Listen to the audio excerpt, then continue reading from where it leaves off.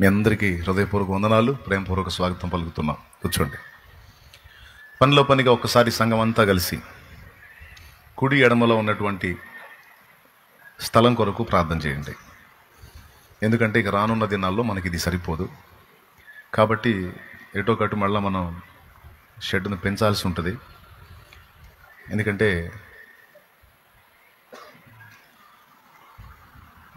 ఇప్పుడు పరిస్థితి అలా ఉంది.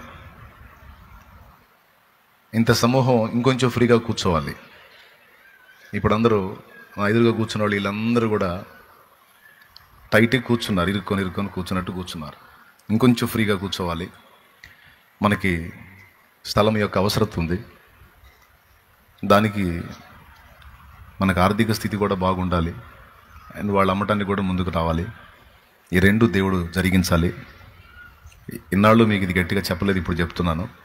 ఖచ్చితంగా ఇప్పుడు ప్రార్థన చేయండి. ఇక్కడ ల్యాండ్ కోసం చేయండి, మీటింగ్ గ్రౌండ్ దగ్గర ల్యాండ్ కోసం కూడా చేయండి. ఈ రెండింటి కోసం తప్పనిసరిగా ప్రేయర్ చేయండి. ఇప్పుడు చేయండి. ఇప్పుడు మోకాళ్ళ మీదకి వద్దాం, ప్రార్థన చేద్దాం. దేవా, మాకు దయచేసి సహాయం చేయి, మాకు ల్యాండ్ అవసరం. దయచేసి కుడి ఎడమల అవును, అడగండి. కుడి ఎడమలో ఉన్నటువంటి స్థలమును మాకు కేటాయించండి తండ్రి. వారితో మాట్లాడండి. మాకు అవసరం కదా ప్రభు, మా పరిస్థితి చూస్తున్నావు కదా తండ్రి. దయచేసి మాకు సహాయం చేయండి. నీ ప్రజలమైన మేము ఫ్రీగా ఇంకొంచెం విశాలంగా ఇంకా స్వేచ్ఛగా నిన్ను ఆరాధించుకోవటానికి మాకు సౌకర్యం కలిగించు తండ్రి. మాకు సహాయం చేయ్యా. విశ్వాసంతో మేము ప్రార్థన చేస్తున్నామయ్యా, మాకు కృపని అయ్యా అంటూ మాకు ఇచ్చినందుకు స్తోత్రం అంటూ కూడా స్తుతించండి. దేవా, మాకు ఇచ్చినందుకు స్తోత్రాలు ప్రభువా. కుడి ఎడమలో ఉన్నటువంటి స్థలమును మాకు ఇచ్చినందుకు నీకు స్తోత్రములు.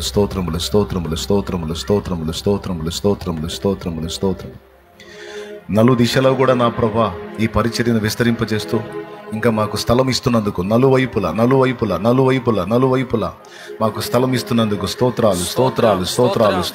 ఇచ్చినందుకు స్తోత్రాలు.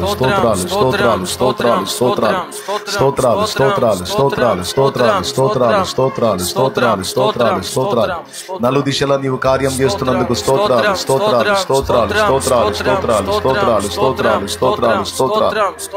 నలు దిశలా నీవు విస్తరింపజేస్తున్నందుకు స్తోత్రాలు.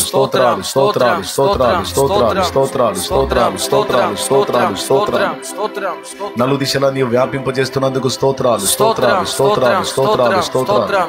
సన్నిధిలో ఇంకా తీర్చబడవలసిన అవసరాలు నా ప్రభువా, ఇంకా రూమ్స్ కావాల్సి ఉన్నది నా ప్రభువా, ఇంకా మాకు కొన్ని సౌకర్యవంతమైనటువంటి పరిస్థితులు కావాల్సి ఉన్నది. దయచేసి మీరు సమకూరుస్తున్నందుకు నీకు స్తోత్రాలు.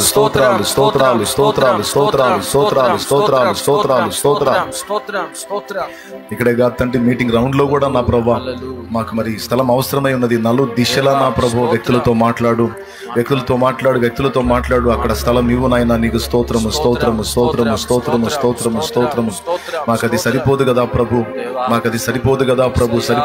ప్రభు. దయచేసి నీవు చూచుచున్న దేవుడు, అవసరతలు ఎరిగిన దేవుడు గనుక దయచేసి కృప చూపి అక్కడ కూడా నీవు స్థలం ఇచ్చినందుకు నీకు స్తోత్రములు. సంబంధిత వ్యక్తులతో నీవు మాట్లాడినందుకు స్తోత్రములు. మా ఆర్థిక స్థితిని మెరుగుపరుస్తున్నందుకు స్తోత్రములు. వీటిని గైకొనడానికి సమృద్ధితో మమ్మల్ని నింపుతున్నందుకు నీకు స్తోత్రములు.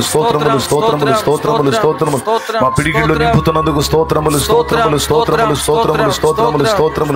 సమృద్ధిని మాకు ఇస్తున్నందుకు స్తోత్రములు. మా బిడ్డల్ని దీవిస్తున్నందుకు స్తోత్రములు. మా సోదరులను సమృద్ధిగా దీవిస్తున్నందుకు స్తోత్రములు. మా బిడ్డలకి జాబులు ఇస్తున్నందుకు నీకు స్తోత్రములు.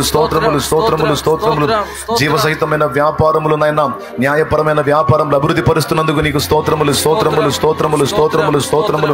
భూ పంటలను దీవిస్తున్నందుకు స్తోత్రములు. పనిపాట్లను దీవిస్తున్నందుకు స్తోత్రములు. ఉద్యోగాలలో ఆధిక్యతనిస్తున్నందుకు స్తోత్రములు. ఎగ్జామ్స్ లో పిల్లలకు జయం ఇస్తున్నందుకు స్తోత్రములు.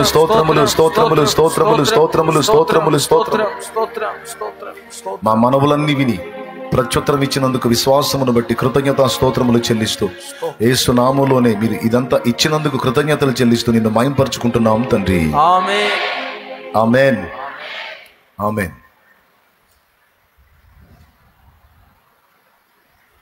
ప్రశాంతంగా ఎక్కడోళ్ళు అక్కడ కూర్చోండి. ఎంతమందికి విశ్వాసం ఉంది దేవుడు దాన్ని అనుగ్రహించాడని? నలుదిశల ఈ పక్క ఆ పక్కే కాదు, వెనక ముందు కూడా ఉంది, ఇంకా ఉంది, మనం గైకొనాల్సింది. కాబట్టి ఇప్పుడే కాదు, రోజు మీరు మోకాళ్ళు వేసినప్పుడు తప్పనిసరిగా స్తోత్రాలు చెప్పండి. ఏం చెబుతారు? స్థలాలు అవసరం మనకి, ఇచ్చినందుకు దేవునికి స్తోత్రాలు చెప్పండి. మీటింగ్ గ్రౌండ్ దగ్గర కూడా అవసరం. మనోళ్ళు మొన్న మీటింగ్స్ పెట్టినప్పుడు నైట్ ఓపెన్ పెడదామన్నారు. నేను అన్నాను, అది సరిపోదురా అన్న. ఎందుకు సరిపోదు? సరిపోయిద్ది అన్నారు. పందిళ్ళు వేసి పెడితేనే చాలా, అది ఇంకా ఓపెన్ పెడితే ఎక్కడ సరిపోయింది? అది పందిళ్ళు వేసి మొత్తం ఎక్కడదక్కడ మొత్తం సెట్టింగ్ చేసిన తర్వాత ఇంకెక్కడ ఖాళీ కనపట్టాల, ఇంకెక్కడ మీరు ఓపెన్ పెట్టేదని అడిగాను. ఒకటి కూడా సౌండ్ లేదు. దేవునికి స్తోత్రం, హల్లెలూయా. అందుకే దేవుడు ప్రేరేపించి పందిళ్ళలో పెట్టించాడు. సో మనం ఓపెన్ మీటింగ్ పెట్టాలి అంటే మనకి విశాలమైనటువంటి ప్రాంగణం అవసరం. వాళ్ళందరూ ఏం పొలాలు వేస్తున్నారు, ఇంకా ఈ పొలాలు ఇంకా రన్నింగ్ నడుస్తూనే ఉన్నాయి. కాబట్టి దేవుడు మనకి అక్కడ కూడా ల్యాండ్ ఇవ్వాలి. దేవుని కృపను బట్టి కొంత ఇచ్చాడు, ఇంకా కొంత ఇవ్వాలి. ఇస్తే ఓపెన్ పెట్టినా పెట్టకపోయినా మన అవసరాలకు సరిపోయినంత సమృద్ధి అయితే ఉంటుంది. అంత ఇచ్చినోడు అది కూడా ఇస్తాడు. సో మన స్తోత్రాలు చెప్పడమే మన పని. హల్లెలూయా, హల్లెలూయా. ఇది ఒక మంచి అలవాటు. ఈ అలవాటుని మనందరం కలిగి ఉండాలి. లాజరు సమాధిలో ఉన్నాడు, మార్తా మరియలు ఏడుస్తున్నారు. యేసు ప్రభువారు అక్కడికి వచ్చాడు. అతన్ని ఎక్కడ ఉంచారు అని అడిగాడు. ఆ సమాధి దగ్గరికి యేసు ప్రభుని తీసుకెళ్ళారు. తీసుకెళ్ళిన తర్వాత అక్కడ వాళ్ళతో చెప్పాడు, ఆ రాయిని తొలగించండి అని. సమాధికి అడ్డుగా రాయి పెట్టారు. ఆ రాయిని తొలగించండి అన్నాడు. రాయిని తొలగించారు. తొలగించిన తర్వాత యేసు ప్రభు ఒక మాట పలికాడు, తండ్రి, పరలోకమందున్న నా తండ్రి, సమాధిలో లాజరు మృత స్థితిలో ఉన్నాడు, చనిపోయిన స్థితిలో ఉన్నాడు, దయచేసి లాజరును లేపవా అన్నాడా? అనలా. ఏమన్నాడో మీరు చూడండి ఒక్కసారి వచనం. యోహాను సువార్త 11వ అధ్యాయం 41వ వచనం. అంతట వారు ఆ రాయి తీసివేసిరి. 11:41 అదొక్కటి చూడండి. అంతట వారు ఆ రాయి తీసివేసిరి. యేసు కన్నులు పైకెత్తి, తండ్రి, నీవు నా మనవి వినినందున నీకు కృతజ్ఞతాస్తుతులు చెల్లించుచున్నాను. ఆగండి, అసలు ఏమన్నా మనవి చేశాడా? మనవి ఏమన్నా చేశాడా? మనవి చేస్తే కదా, ఆ మనవి విని జవాబు ఇస్తే కదా ఇచ్చినందుకు కృతజ్ఞతలు అని చెప్పాలి. ఆయన ఏం మనవి చేశాడో రాయబడలా. ఆ మనవి నెరవేరిందో కూడా స్పష్టత లేదు అక్కడ. కానీ ముందే కృతజ్ఞతలు చెప్తా ఉన్నాడు. తండ్రి, నీవు నా మనవి వినినందున నీకు కృతజ్ఞతాస్తుతులు చెల్లించుచున్నాను అని, నీవు ఎల్లప్పుడూ నా మనవి వినుచున్నావని నిన్ను స్తుతించుచున్నాను, నీకు కృతజ్ఞతాస్తుతులు చెల్లించుచున్నాను, నిన్ను స్తుతించుచున్నాను. ఇప్పుడు విన్నావు, ఎల్లప్పుడూ వింటూనే ఉన్నావు. అంటే అక్కడ ఏం జరగాలని కోరాడో తన ఆత్మలో అది అడిగాడు. ఇక్కడికి వచ్చాను, నీ కార్యం ఇక్కడ జరగాలి, చనిపోయిన లాజరు లేవాలి, ఇది నా మనవి. సైలెంట్గా అయిపోయింది అది. ఇప్పుడు బాహాటంగా ఏం చెప్తున్నాడో తెలుసా? నా మనవి వినినందున నీకు కృతజ్ఞతాస్తుతులు చెల్లించుచున్నాను అన్నాడు. మనవేంటో మనకి చెప్పాలా, తండ్రికి చెప్పాడు. ఎక్కడ చెప్పాడు? నోటితో చెప్పాడా? ఆత్మలో చెప్పాడా? హృదయంలో చెప్పాడా? ఎక్కడ చెప్పాడు మొత్తానికి. జవాబు వచ్చిందా రాలేదా అని వచ్చిందా కాగల. జవాబు రాక మునుపే ఆయన తండ్రిని కృతజ్ఞతాస్తుతులతో మహిమపరిచాడు. ఇది ఒక విచిత్రమైన విషయం. కానీ బైబిల్లో ఇది ఒక్కటే కాదు, ఇలాంటివి మరికొన్ని ఉన్నాయి. దేవుడు ఆ మాటలను కూడా మన దృష్టిలోకి తెచ్చునుగాక. వాటిలో నుండి మనందరితో నా తండ్రి మాట్లాడునుగాక. ఆమేన్. రెండవ పాయింట్ ఎక్కడ ఉందంటే, ఈ మాట ఇక్కడ ఉంది కదా, ఇక్కడ కృతజ్ఞతాస్తుతులు చెల్లించాడు. నేను మీకేం చెప్తున్నాను, ఏం నేర్పుతున్నాను? దేవుడు జవాబు ఇచ్చినప్పుడు స్తోత్రాలు చెల్లించటం కాదు, మోకాళ్ళలోని నువ్వు ప్రార్థించినప్పుడే ఆ మనవులన్నీ ఆయన విన్నాడని ముందే స్తుతించు, విశ్వాసంతో కృతజ్ఞతాస్తుతులు చెల్లించు. విశ్వాసం అనేది లోకస్తులు చెప్పుకునేది, లోకస్తులు కలిగి ఉండేది కాదండి. మనం కలిగి ఉన్న విశ్వాసం చాలా శక్తివంతమైంది, అది ప్రత్యేకమైంది. మనం కలిగి ఉన్న విశ్వాసానికి పవర్ ఖచ్చితంగా ఉంది, పవర్ ఉంది. దేవుడు దానికి శక్తినిచ్చాడు.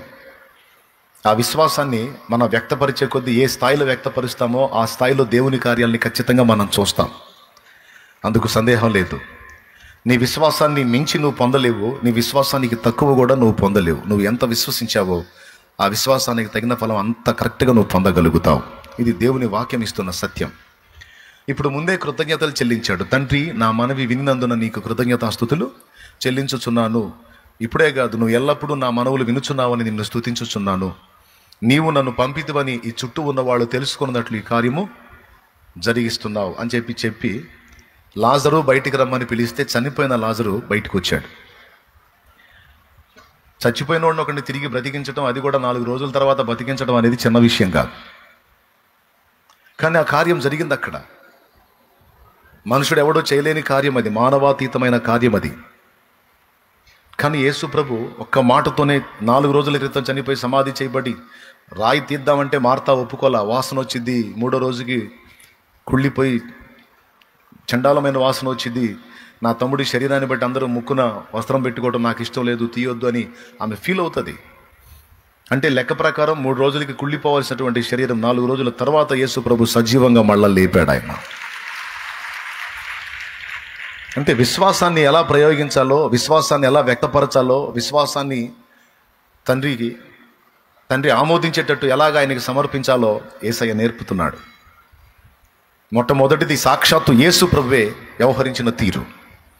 కార్యం జరిగిన తర్వాత కాదు, చెప్పండి, కార్యం జరగక ముందే జరిగించినందుకు స్తోత్రం అని మహింపరిచాడు. మనకు స్థలం వచ్చిందా?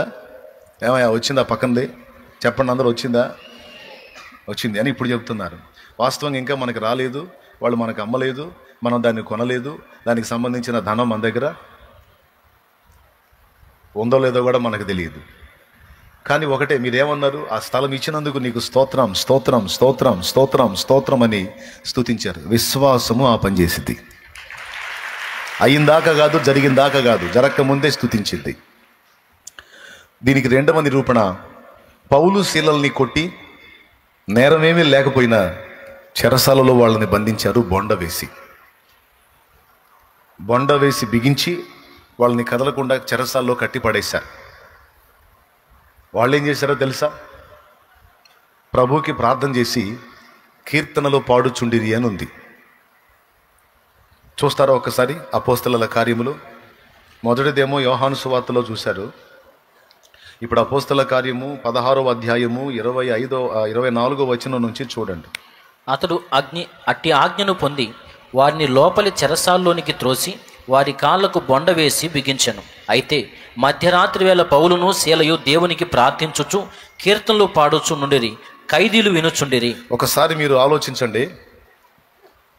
స్తుతి కీర్తనలు, ఆరాధనా కీర్తనలు, దేవుని మయంపరిచే కీర్తనలు మనం బాధలో ఉన్నప్పుడు పాడతామా, ఆనందంలో ఉన్నప్పుడు పాడతామా? పెద్దగా చెప్పాలి. బంధకాలు తెగిపోయినప్పుడు పాడతామా, బంధకాల్లో ఉన్నప్పుడు పాడతామా? అరే, బాధల్లో ఉన్నప్పుడు పాటలు ఎట్లా వస్తాయి సార్? ఏడుపులు తప్ప ఏమి రావు. నేను చక్కగా మైమరచి పాటలు పాడి స్తుతిస్తుంటే కొంతమంది ఒక పక్కన కూర్చొని ఏడుస్తూ ఉంటారు. నేను పాడే కొద్దీ వాళ్ళు ఏడుస్తూ ఉంటారు. వాళ్ళు నాతో కలిసి గొంతు కలపరు, మూలుగుతా ఏడుస్తూ ఉంటారు. ఎందుకు వాళ్ళు నాతో గొంతు కలపరు అంటే వాళ్ళ బాధ అలా ఉంది. నీకేం రా శాలేమన్నయ్యా, నీకేం ఇబ్బందులు లేవు, ప్రశాంతంగా ఉన్నావు, ఎగురుతావు, ఏ పాటైనా పాడుతావు, ఉల్లాసంగా పాడుతావు, ఉత్సాహంగా ఉంటావు. మా బాధలో మాకన్ను దేవుడికే తెలుసు. ఏడుపు, ఈ కన్నీళ్ళు, ఈ దరిద్రం తప్ప ఏమీ లేదు. నీ పని హాయిగా ఉంది, మాకేమో నానా బాధలతో అల్లాడుతున్నామని ఏడుస్తా ఉంటారు.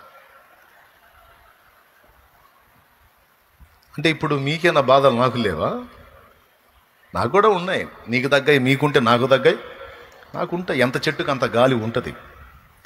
అలాగే నాకు ఉన్నాయి సమస్యలు, బాధలు, ఇరుకులు, ఇబ్బందులు, ప్రతికూలతలు, శోధనలు. నువ్వు అనుభవించేవన్నీ నాకున్న, ఇంకా చెప్పాలంటే మీకంటే ఎక్కువ నేను టార్గెట్ అవుతా. శత్రువుకి ఎక్కువ నేనే టార్గెట్ అవుతా. నిరంతరం వెతకబడతా నేను మీకంటే ఎక్కువగా. మరి ఉల్లాసంగా ఎగిరి స్తుతించి ఆనందించి ఆరాధించి పాడటానికి ఎక్కడుంది అనుకోవటానికి లేదు. ఎందుకంటే అలా పాడి ఆరాధించి మయంపరిచి ఆయన్ని సన్నుతించి ఉల్లాసంగా నేను వ్యవహరించకపోతే అసలు బతకటమే కష్టం, బతకటమే కష్టం. అలాగూ నేను చేసి మనుగడ కొనసాగిస్తున్నా. దేవుని బలం నన్ను నడిపిస్తూ ఉంది, దేవుని శక్తి నన్ను నడిపిస్తూ ఉంది ఆయన కృపతో. ఇప్పుడు కీర్తనలు ఎప్పుడు పాడాలో యాకోబు చెప్పాడు.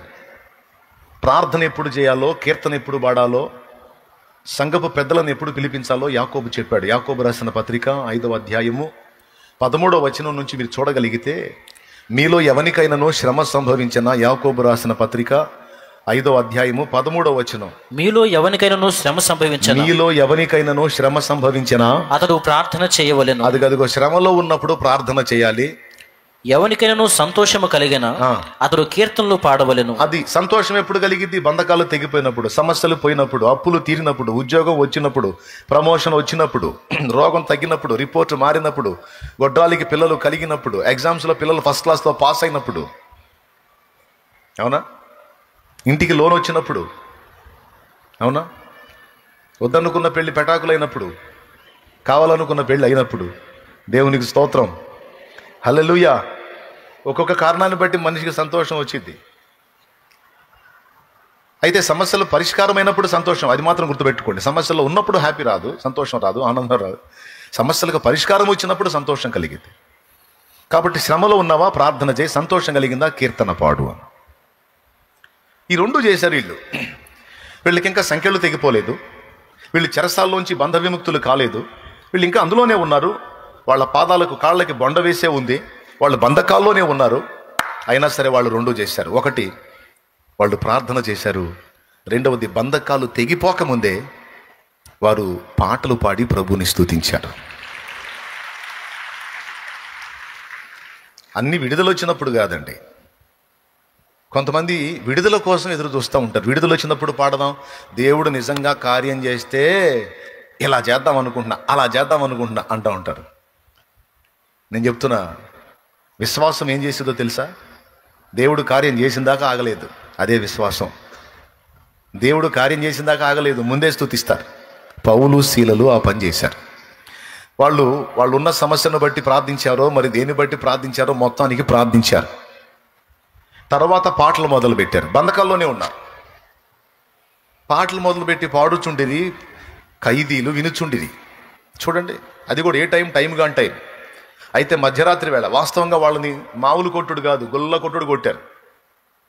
ఒక రేంజ్లో కొట్టారు.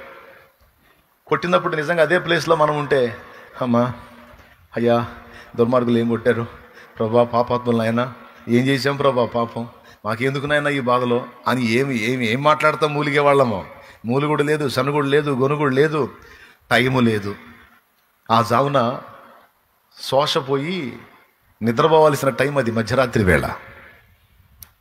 కానీ వాళ్ళు ప్రార్థన చేసి ఆ జామున పాటలు పాడుతుంటే పక్కనున్న ఖైదీలు వింటున్నారు. ఇదేంట్రా, చాలామంది చెరసాల్లోకి వచ్చారు, పోయారు, ఇలాంటి వాళ్ళని మనం ఇంతవరకు చూడలేదు, వాళ్ళని ఎవరినో బాగా కొట్టి తీసుకొచ్చి పడేశారన్న సమాచారం అయితే మనకుంది.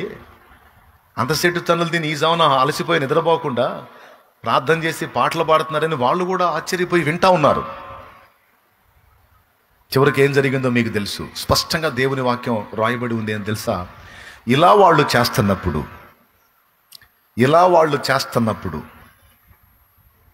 అప్పుడు అకస్మాత్తుగా మహాభూకంపము కలిగెను అని రాస్తుంది. చెరసాల పునాదులు అదరెను, వెంటనే తలుపులన్నీ తెరచుకొనెను, అందరి బంధకములు ఊడెను. వరుసగా చెప్పుకుందాం. భూకంపం కలిగింది, చెరసాల పునాదులు కదిలినాయి, తలుపులు తెరుచుకున్నాయి, అందరి బంధకాలు ఊడిపోయినాయి. పునాదులు కదిలినాయి, జస్ట్ కదిలినాయి. కదిలేది ఎందుకు? కూలిపోవచ్చు కంటే వీళ్ళు పోతారుగా లోపల. దేవునికి స్తోత్రం. అందుకని జస్ట్ అట్లా కదిలిచ్చి వదిలాడు.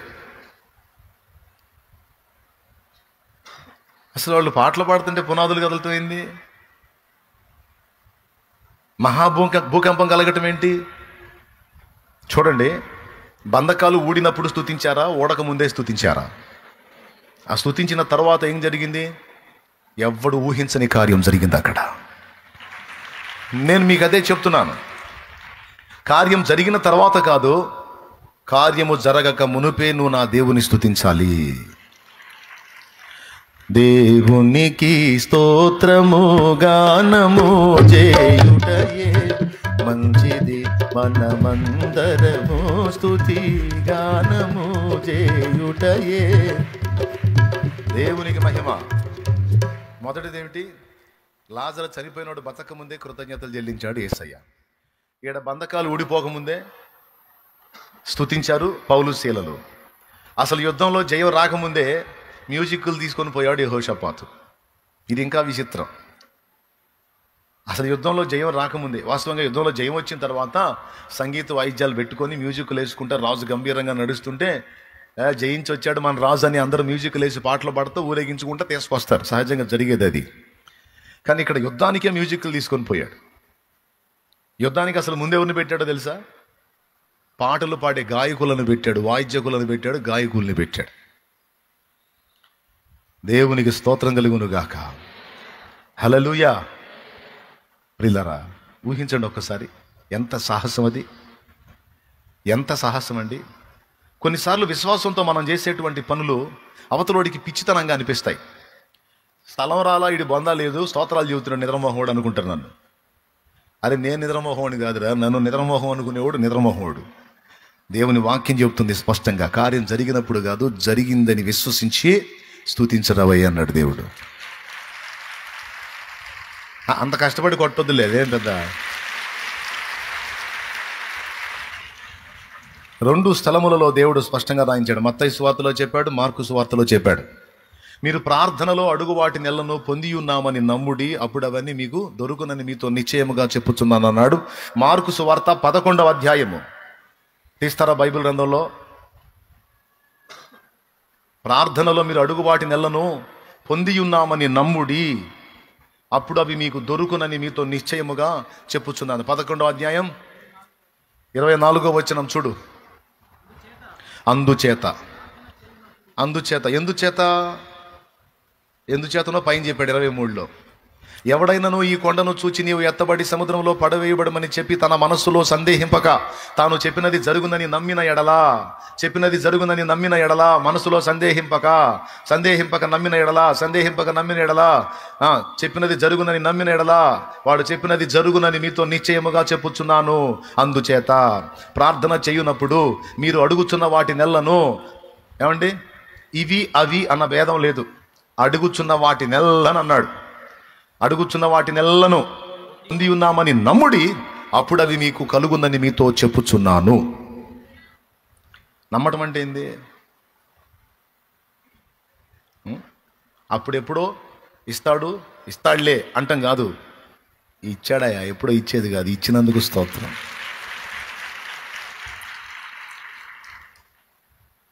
ఇచ్చినందుకు స్తోత్రం. గుర్తుపెట్టుకోండి, ఒక్క మాట చెప్తున్నాను, గుర్తుపెట్టుకోండి.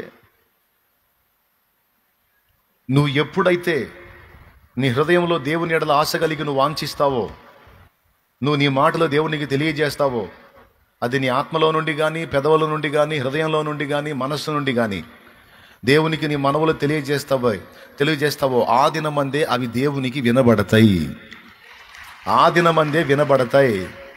నువ్వు అనుకుంటుండొచ్చు, నేను రోజు గోజాడి ప్రార్థన చేయాలి, రోజు చేస్తా ఉంటే లైన్ కలుపుతా ట్రై చేస్తా ఉంటే ఎప్పటికో ఫోన్ కలిసిద్ది అన్నట్టుగా ఈ ఫోన్ ప్రాబ్లం దేవుడికి లేదు. కావాలంటే చూడండి, దానియేలు గ్రంథము 10వ అధ్యాయం ఒక్కసారి చూడు. దానియేలు గ్రంథము 10వ అధ్యాయం ఒక్కసారి చూడు. చాలా అద్భుతమైన మాట ఉంది, అండర్లైన్ చేసుకోండి.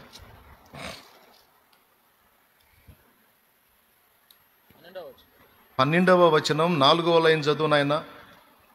దేవుని ఎదుట నిన్ను తగ్గించుకొని ఆ మొదటి దినము మొదలుకొని నీవు చెప్పిన మాటలు వినబడినవి గనుక నీ మాటలను బట్టి నేను వచ్చి తిని. ఆ మాటను ఎప్పుడన్నా ఆలోచించారా? ఎంత స్పష్టంగా చెప్తున్నాడో చూడు. ఇదిగో దానియేలు, భయపడకుము, నీవు తెలిసి కొనవలెనని నీవు మనస్సును అప్పగించి దేవుని ఎదుట నిన్ను తగ్గించుకునిన ఆ మొదటి దినము ఆ రోజే, ఆన్ ది స్పాట్, ఆ రోజే, ఆ మొదటి దినం మొదలుకొని నువ్వు దేవునికి చెబుతూ వచ్చిన మాటలు వినబడినవి గనుక నీ మాటలను బట్టి నేను వచ్చి తిని అన్నాడు. ఒక సంవత్సరం తర్వాత వినబడతాయా? 6 నెలల తర్వాత వినబడతాయా? రోజు అడుగుతా ఉంటే ఎప్పుడోసారి వినపడతాయా అని చెప్పాలి. అక్కడ నువ్వు ఎప్పుడైతే నీ మనస్సుని దేవునికి అప్పగించి నిన్ను నువ్వు తగ్గించుకొని నీ మాటలను తెలియజేశావో దేవునికి, ఆ రోజే దేవుని దగ్గరికి వెళ్ళిపోయినాయి. ఆ రోజు నుంచి ఈ రోజు దాకా నువ్వు మాట్లాడే మాటలు అన్నీ అక్కడ వినబడతానే ఉన్నాయి. అక్కడ రిపేర్లు ఏం లేవండి. ఇక్కడ నువ్వు పెట్టిన మొర్ర, నువ్వు మూలుగులతో మొర్ర పెట్టినా అక్కడికి వెళ్ళిద్ది, నువ్వు ఆత్మలో మొర్ర పెట్టినా అక్కడికి వెళ్ళిద్ది, నువ్వు పరుండి ధ్యానించినా అక్కడికి వెళ్ళిద్ది, వెళ్ళిపోద్ది. నువ్వు ఎలుగెత్తి స్తుతించినా అక్కడికి వెళ్ళిద్ది, నువ్వు మాటలతో మొర్ర పెట్టినా తక్షణమే అక్కడికి వెళ్ళిద్ది. ఇది నేను చెప్పానా? ఉందా? దేవునికి స్తోత్రం కలుగును గాక. హల్లెలూయా. కాబట్టి నీవు అడిగినవి అక్కడ వినబడినవి. ఓకే, నువ్వు అడిగావు, వినబడ్డాయి. కానీ నీకు జవాబు రావడానికి కొన్ని కారణాలను బట్టి ఆలస్యం కావచ్చు, కొన్ని వెనువెంటనే జరుగుతాయి, కొన్ని కారణాలను బట్టి ఆలస్యం అవుతాయి. ఉదాహరణకి నువ్వు ఒక వస్తువు అడిగావు, నువ్వు అడిగిన వేళనే, అడిగినప్పుడే దేవుడు ఆమెన్ అంటాడు. అది నీ క్షేమకరమైందై, నీకు ఆశీర్వాదకరమైందై, శుభప్రదమైందై, నీకు దీవెనకరమైతే నా తండ్రి, మనమంటే పిచ్చి ప్రేమ కదా, పిచ్చి ప్రేమ మనమంటే, ఆమెన్ అంటాడు, అగునుగాక అంటాడు. అన్న వెంటనే జవాబు ప్రారంభమైద్ది. అర్థమైందా? దీన్ని ఈజీగా మీకు అర్థం అవడానికి చెప్పాలంటే, నా పెద్దోడు ఒకసారి సైకిల్ అడిగాడు. ఒకసారి శాంతినగర్లో ఉన్నప్పుడు సైకిల్ అడిగాడు. దాన్ని ఇస్తానో ఇవ్వనని నేను చెప్పలా. వాడు అడిగాడు, నేను అక్కడ ఆర్డర్ చేశాను. అడిగినప్పుడే ఏ టైపుది కావాలి, ఎలాంటిది కావాలని కనుక్కొని వాడికి ఏది క్షేమకరమో దాన్ని ఎంపిక చేసి దాన్ని ఆర్డర్ చేశా. వాడు చెప్పిన రోజే ఆర్డర్ చేశా. అయితే టైం తీసుకుంది. ఆ సైకిల్ అంటే కొద్దిగా ఒక 4 రోజులు పట్టిద్దండి, తెప్పిద్దాం, మీరు చెప్పారుగా తెప్పిద్దాం అన్నాడు. తెప్పించండి అన్నాను. ఇప్పుడు కంపెనీ వాడు తెప్పించాలి కదా దాన్ని. తీసుకొచ్చిన తర్వాత మళ్ళీ సైకిల్ ఎట్టొచ్చి తెలుసా? రెడీ అయ్యి రాదు, విడి పార్ట్స్ వస్తాయి, వాటన్నిటిని బిగిస్తాడు. వెళ్ళి కలిస్తే వచ్చినాయండి మొత్తం బిగించి ఇవ్వాలి, రోజు పట్టిద్ది అన్నాడు. 5 రోజులు వీడు అడుగుతున్నాడు. వీడు డౌట్ ఏంది, మా అయ్య ఇంటనాడా ఇంటలేదా, మా నాన్న ఇంటనాడా ఇంటలేదా, జవాబు ఇస్తాడో ఇవ్వడో, తెస్తాడో తేడో వీడు అడుగుతున్నాడు.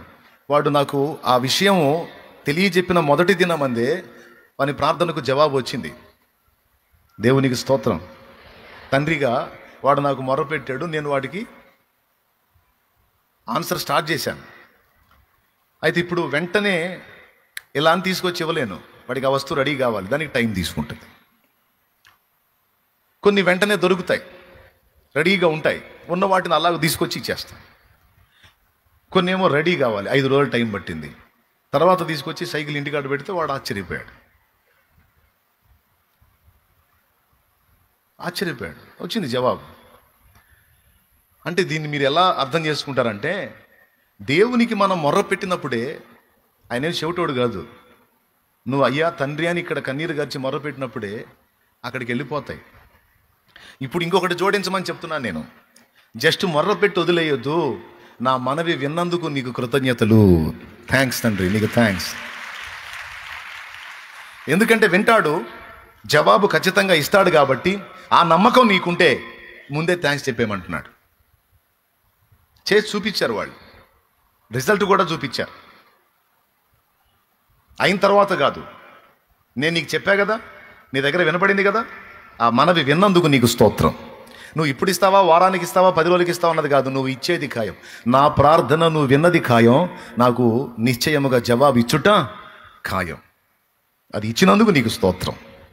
స్తోత్రం అని మనం దేవుని మహిమపరచుట, విశ్వాసాన్ని వ్యక్తపరచుట. ఈ మూడే కాదు, బోలెడని నిరూపణలు ఉన్నాయి బైబిల్లో. ముగ్గురును చూపించాను. మొట్టమొదట యేసు ప్రభు, రెండవది పౌలు శీలలు, మూడవది యెహోషాపాతు. ఇక్కడైతే యుద్ధంలో జయం వచ్చినాక మ్యూజిక్ వాళ్ళు ఎదురెళ్ళి వాళ్ళని తీసుకొస్తారు, ఆహ్వానించుకుంటా, గణపరుచుకుంటా దేవుణ్ణి జయం ఇచ్చినందుకు. కానీ ఇక్కడ యుద్ధానికి పోయేటప్పుడే గాయకుల్ని, వాయిద్యగాండ్రను ముందు పెట్టుకొని వెనక ఆయుధధారులను పెట్టుకొని పోయాడు ఆయన.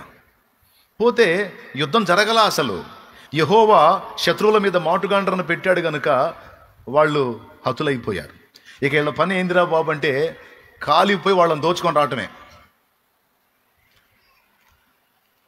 ఇప్పుడు ఇలాంటి ప్రయత్నాలు చూసే వాళ్ళకి వెరితనంగా అనిపిస్తాయి, అనిపించవా? విశ్వాసంతో కొన్నిసార్లు మనం చేసే ప్రయత్నాలు, మాట్లాడే మాటలు, వేసే అడుగులు కొంతమందికి వెరితనంగా అనిపిస్తాయి. వాళ్ళు పిచ్చి అనుకుంటారు, వీళ్ళు పిచ్చి అనుకుంటారని నువ్వు పిచ్చోడి కావద్దు. నువ్వు విశ్వాసివి, నువ్వు దేవుని యందలి విశ్వాసం ఉంచిన వాడి, నువ్వు దేవుని నమ్ముతున్న వాడివి. కాబట్టి ఎవడు ఏమనుకున్నా నాకు అనవసరం, నేనైతే నా దేవునిని స్తుతిస్తాను. 4వ నిరూపణ మీకు బైబిల్లో, ఎరికో గోడలు కూలిపోయిన తర్వాత వాళ్ళు స్తుతించారా? స్తుతించిన తర్వాత కూలినియా? అయిపోయింది. ఇవన్నీ మీకు తెలియనివా? ఇవన్నీ మీకు తెలియనివా? స్తుతించక ముందు అవి కూలలేదు, స్తుతించిన తరువాత అవి కూలినాయి. స్తుతి ముందు, అవరోధాలు తొలగుట అనేది తర్వాత. అందుకే దీన్ని బట్టి మనకు గ్రహించాల్సింది ఏంటంటే, కార్యం జరిగినప్పుడు కాదు, కార్యము జరగక మునుపే మన విశ్వాసాన్ని ప్రదర్శించాలి. నా భర్త త్రాగుబోతుగా ఉన్నాడు ప్రభువా, అతన్ని దర్శించి మార్చయ్యా అంటాం వేరు. రోజు మోకాళ్ళుని నీవు అతన్ని దర్శించి అతనితో మాట్లాడి అతన్ని మార్చినందుకు నీకు స్తోత్రాలు, స్తోత్రాలు, స్తోత్రాలు, స్తోత్రాలు, స్తోత్రాలు, స్తోత్రాలు, స్తోత్రాలు, స్తోత్రాలు, స్తోత్రాలు, స్తోత్రాలు, స్తోత్రాలు, రోజు స్తుతించడం వేరు. నా కుమారుడు త్రాగుబోతుగా ఉన్నాడు ప్రభువా, వాడు చెడిపోయిన కార్యాలు చేస్తా ఉన్నాడు ప్రభువా, శాపగ్రస్తుడిగా ఉన్నాడు, నీవు వాడిని దర్శించి వాడితో మాట్లాడి వాని జీవితాన్ని మార్చి అనేకులకు ఆదర్శప్రాయంగా వాడిని నువ్వు చేసి నిలబెట్టినందుకై స్తోత్రాలు, స్తోత్రాలు, స్తోత్రాలు, స్తోత్రాలు. ఇకదే పని రోజు. వాడిని నీ కొరకు ఒక సాక్షిగా చేసుకున్నందుకు స్తోత్రాలు, స్తోత్రాలు, స్తోత్రాలు, స్తోత్రాలు, స్తోత్రాలు, స్తోత్రాలే. ఇక స్తుతే. నమ్మకపోతేనేమో మొర్ర, నమ్మితేనేమో ఇక మొర కొంతవరకే ఉంటుంది, తర్వాత ఇక స్తుతి స్టార్ట్ అయింది. నా కుమార్తె నా ప్రభువా ఇదిగో ఇలాంటి పరిస్థితుల్లో ఉంది, ఆమెను దర్శించి నీవు రక్షిస్తున్నందుకై స్తోత్రములు, స్తోత్రములు, ఆమెతో మాట్లాడినందుకై వందనాలు, ఆమె జీవితాన్ని మార్చినందుకై స్తోత్రాలు, స్తోత్రాలు, స్తోత్రాలు. నా కుమార్తె అత్త ఇంటి వారు ఆమెను శోధిస్తా ఉన్నారు, భర్త వేధిస్తా ఉన్నాడు, నీ యందు విశ్వాసం ఉంచినందుకు ఆ బిడ్డని టార్చర్ చేస్తా ఉన్నారు ప్రభువా, వాళ్ళని కూడా నీవు దర్శించి మారుస్తున్నందుకు, నా బిడ్డకి అవరోధాలు లేకుండా స్వేచ్ఛనిస్తున్నందుకై స్తోత్రం, స్తోత్రం, స్తోత్రం, నువ్వు చెయ్యి, నేను చెప్పినట్టు చెయ్యి, నువ్వు నేర్చుకోండి. ఇది గతంలో చెప్పే, మళ్ళీ ఒకసారి గుర్తు చేస్తున్నాను నేను. ఇది చేయండి, తర్వాత చూడండి. కానీ ఇన్ని విన్నా కూడా మళ్ళీ మోకాళ్ళు వేయగానే అడుక్కోవటం, లేచిపోవటం, 4 ముక్కలు అప్పచెప్పటం, లేచిపోవటం. ఇది కాదు, నేను చెప్పినట్టు చేయి. నువ్వు నీ ప్రాంతాన్ని దర్శించమని స్తోత్రాలు చెప్పు. నువ్వు ఏ విషయంలో సఫర్ అవుతున్నావు? ఇదిగో నా కుటుంబ సభ్యులు ఇదిగో మరణ పడక మీద పడి ఉన్నారు ప్రభువా, నా బిడ్డని నీవు లేపినందుకై స్తోత్రం, స్తోత్రం, స్వస్థపరిచినందుకై స్తోత్రం, స్తోత్రం, స్తోత్రం, బ్రతికించినందుకై స్తోత్రం, స్తోత్రం, బాగు చేసినందుకై స్తోత్రం, స్తోత్రం, సాక్షిగా నీ మందిరావరణలో నిలబెట్టి సాక్ష్యం ఇప్పించుకుంటున్నందుకై స్తోత్రం, స్తోత్రం, స్తోత్రం, స్తోత్రం, స్తోత్రం. ఎలుగైతే స్తోత్రాలు చెప్తాం రోజు. నీ విశ్వాసాన్ని బట్టి దేవుడు కదులుతాడు అక్కడ.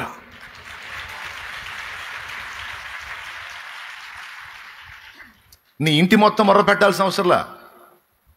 అదే ఈరోజు నేను చెప్పాలనుకున్నా. దేవుడు ఈ మాటల్లోంచి మనల్ని దర్శించునుగాక, పరిశుద్ధాత్మ స్వరం మనకు వినిపించునుగాక, అడ్డగించు దురాత్మలను యేసు నామములో బంధించి దూరపరచునుగాక, ప్రభు తన స్వరమును మనకు వినిపించుగాక. నీ ఇంటి మొత్తం చేయాల్సిన అవసరంలా. ఇంట్లో ఒక వ్యక్తిగా ఉండి నీవు విశ్వాసమును బట్టి మొర్రపెట్టి స్తుతించినట్లయితే నా దేవుని కార్యాలు జరుగుతాయి. ఇశ్రాయేలు సర్వ సమాజము ఈజ్ ఈక్వల్ టు ఒక్క మోషే. మీకు తెలుసా, ఐగుప్తులో జరిగినటువంటి సూచక్రియలు మాత్కార్యాలన్నీ ఎవరి విశ్వాసాన్ని బట్టి దేవుడు చేశాడో తెలుసా? ఇశ్రాయేలు విశ్వాసాన్ని బట్టి కాదు. మోషే ఒకడి విశ్వాసమే ఎన్ని పనులు చేసిందో మీరు ఊహించండి ఒక్కసారి. ఐగుప్తు రాజైన ఫరో అప్పట్లో అగ్రరాజ్యాధినేత, వాడు మహామూర్ఖుడు, సైకో. అలాంటి వాడికి అరికాళ్ళలోంచి వచ్చింది షేకు, వణుకు, కలవరపోయాడు బిడ్డ. స్టార్టింగ్లో మోషే చేసిన కొన్ని పనులు వాళ్ళ మాంత్రికులు కూడా చేస్తే అనుకున్నాడు. తర్వాత ఇక మోషే చేసే పనులు వాళ్ళు చేయట్లే, దెమ్మ తిరిగింది. అంతేకాదు, దారుణమైన పరిస్థితులు ఎదుర్కొన్నారు. చివరికి వాడు దండం పెట్టి ఐగుప్తులంతా సొమ్ము ఇశ్రాయేలులకు అప్పచెప్పి సాగనంపే పరిస్థితి వచ్చింది. ఇదంతా ఎవరి విశ్వాసమో తెలుసా? మీరు నమ్మండి నమ్మకపోండి, ఒక్కని విశ్వాసము. అరే, ఒక వ్యక్తి ఇంత విశ్వాసాన్ని కనపరిస్తే అంత కార్యం జరిగిద్దంటే జరిగి కనపడుతుంది. అక్కడ తీసే ఎర్ర సముద్రాన్ని దేవుడు పాయలు చేసిన ఘట్టం మీకు అందరికీ మస్తు సార్లు తెలుసు. ఎర్ర సముద్రం దగ్గర మీరు ఆలోచించండి, కావాలంటే ఆ సన్నివేశం చదవండి మీరు. ఇశ్రాయేలు సర్వ సమాజము దేవుణ్ణి నమ్మారా, మోషే మీద సణిగారా? అక్కడ ఏముందో ఒకసారి చూస్తారా? నిర్గమాకాండం 14వ అధ్యాయం ఒక్కసారి చూడండి, తొందరగా చూడాలి. 12వ వచనం చదువు. మా జోలికి రావద్దు, ఐగుప్తులకు దాసు. 11వ వచనం నుంచి చదివితే కొంచెం ఇంకా బాగుంటుందిగా.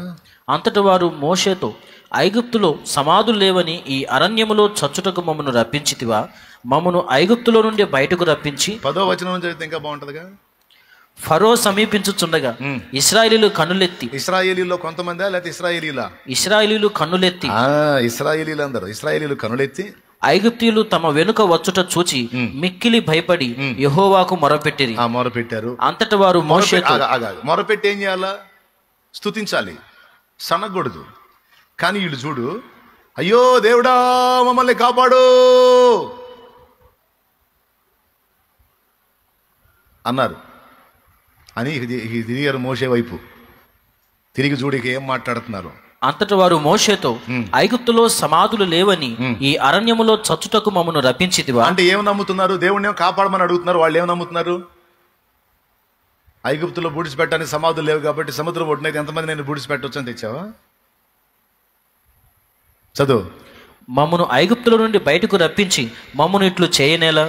మా జోలికి రావద్దు, ఐగుప్తీయులకు దాసులు మగుదుమని ఐగుప్తులో మేము నీతో చెప్పిన మాట ఇదే కదా. అద్దుగో చూడండి, మా జోలికి రావద్దు, మేము వెనక్కిపోతాం. మొర్ర ఏం పెట్టారు? యెహోవాకు మొర్ర పెట్టారు. ఏమని మొర్ర పెట్టారు? దేవుడా మమ్మల్ని రక్షించు, అయిపోయాం అని మొర్ర పెట్టారు. మొర్ర ఒక రకంగా ఉంది, వాళ్ళ విశ్వాసం ఒక రకంగా ఉంది. విశ్వాసం ఏమంటుంది? ఎందుకు తీసుకొచ్చావు మమ్మల్ని ఇక్కడికి? మా జోలికి రావద్దు, ఐగుప్తీయులకు మేము దాసులం అవుతాం, మమ్మల్ని చంపడానికి తెచ్చావు నువ్వు. ఈ అరణ్యమందు చచ్చుట కంటే ఐగుప్తీయులకు దాసులమగుటయ్యే మేలని చెప్పిడి. ఒక్కడన్నా ముందుకు వచ్చారా? నోరుమైండి పనికిమాలినోళ్ళారా, అన్న అద్భుతాలు చేసి ఐగుప్తులో జయిష్ఠులను హతం చేసి ఇన్ని సూచక్రియలు మహత్కార్యాలు చేసి దేవుడు మనల్ని తీసుకొస్తే ఇన్ని చేసిన వాడికి ముందు చేయడా? ఏం మాట్లాడుతున్నారా మీరు? పిచ్చి మాటలు మాట్లాడి నోరు మూయండి అని ఒకడన్నాడా? ఒక్కడన్నాడా? తర్వాత చదువు. అందుకు మోషే భయపడకు. అద్దుగద్దుగా చూసారా? అప్పటికి మోషే నోరు తెరుస్తున్నాడు. అందుకు మోషే అంటున్నాడు, భయపడకుడి, యెహోవా మీకు నేడు కలుగజేయు రక్షణను మీరు ఊరక నిలుచుండి చూడుడి. మీరు నేడు చూచిన ఐగుప్తీయులను ఇక మీదట మరి ఎన్నడూను చూడరు. అసలు ఈ సంగతి మోషేకి ఎట్ట తెలుసండి? నేను వాళ్ళ ఎర్ర సముద్రంలో నాశనం చేస్తానని దేవుడు చెప్పాడా? ఎక్కడన్నా ఉందా చూడండి, ముందు ఏమైనా తగిలిద్దాం చూడండి. మోషేతో ఏమైనా అన్నాడా? నువ్వు సముద్ర మార్గంలో వాళ్ళని నడిపించు. ఏమని చెప్పాడు మోషేతో? ఆ మాట కూడా చూడొచ్చు మనం. 15వ వచనం కాదు రోయ్ అబ్బాయి, నిర్గమాకాండం 13వ అధ్యాయము 17వ వచనం చూడండి. మరియు ఫరో ప్రజలను పోనీయగా దేవుడు, ఈ ప్రజలు యుద్ధము చూచున్నప్పుడు వారు పశ్చాత్తాపడి ఐగుప్తుకు తిరుగుదురేమో అనుకుని ఫిలిష్తీయుల దేశము సమీపమైనను ఆ మార్గమున వారిని నడిపింపలేదు. అయితే దేవుడు ప్రజలను చుట్టూ దారియగు ఎర్ర సముద్రపు అరణ్య మార్గమున నడిపించెను. ఇశ్రాయేలు యుద్ధ సన్నద్ధులై ఐగుప్తుల నుండి వచ్చిరి. దేవునికి స్తోత్రం కలుగును గాక. చూడండి 14వ అధ్యాయం 1వ వచనం చదువునానా. మరియు యెహోవా మోషేతో ఇలాగు సెలవిచ్చెను, ఇశ్రాయేలు తిరిగి పిహాహిరోతు ఎదుటను అనగా మిగ్దోలుకు సముద్రమునకు మధ్యనున్న బయల్సెఫోను ఎదుటను దిగవలెనని వారితో చెప్పుము. దాని ఎదుట సముద్రమునొద్ద వారు దిగవలెను. ఫరో ఇశ్రాయేలును గూర్చి, వారు ఈ దేశములో చిక్కుబడి ఉన్నారు, అరణ్యము వారిని మూసివేసి. ఒక్క నిమిషం 4వ వచనంలో అన్నాడు, అయితే నేను ఫరో హృదయమును కఠినపరిచేదను, అతడు వారిని తరుమగా నేను ఫరో వలనను అతని సమస్త సేనల వలనను మహిమ తెచ్చుకుందును. దేవునికి స్తోత్రం కలుగును గాక. హల్లెలూయా. ప్రియులారా, నేను వాళ్ళని సముద్రంలో ముంచుతానని కానీ, వాళ్ళని చంపేస్తానని కానీ, వాళ్ళని అట్ట చేస్తానని కానీ, ఫరో వలనను అతని సేనన వలనను నాకు మహిమ తెచ్చుకుంటాను, నువ్వు వాళ్ళని సముద్ర పొడ్డున దించవాయా అన్నాడు. ఏం జరిగిద్దో మోషేకు కూడా తెలియదు, క్లారిటీ లేదు మ్యాటర్. అయితే ఒకటి జరిగింది, ఏదో కార్యం మాత్రం చేయబోతున్నాడు అన్న విషయం మాత్రం మోషేకి గ్రహింపు ఉంది, కానీ మ్యాటర్ స్పష్టత లేదు. కానీ ఇశ్రాయేలు సర్వ సమాజం ఎలుగెత్తి మోషేని తిడతంటే మోషే పలికిన మాట చూసారా? భయపడకండి, యెహోవా నేడు మీకు కలుగజేయు రక్షణను మీరు ఓరక నిలుచుండి చూడండి. మీరు నేడు చూచిన ఐగుప్తీలను ఇక మీదట మరి ఎన్నడూ చూడరు అన్నాడు. దేవునికి స్తోత్రం కలుగును గాక. కూసాక ఇంకేం లేదు, కూసో. అంత మడిసి బల్లికి భయపడి చేస్తానులే. దేవునికి మహిమ. ఎక్కడో చాగామండి, బల్లి వస్తే ఆమెతో బైబిల్ పెట్టేయాలి, దాని మీద కూటం ఏందాక అదే ఉంటుంది దాని కింద. ఇప్పుడు అదే చెబుతుంది, భయపడకూడేం చెబుతుంటే మళ్ళీ ఎగుతూ ఉన్నారు. దేవునికి స్తోత్రం. ఎక్కడో చాగాం, ఏమో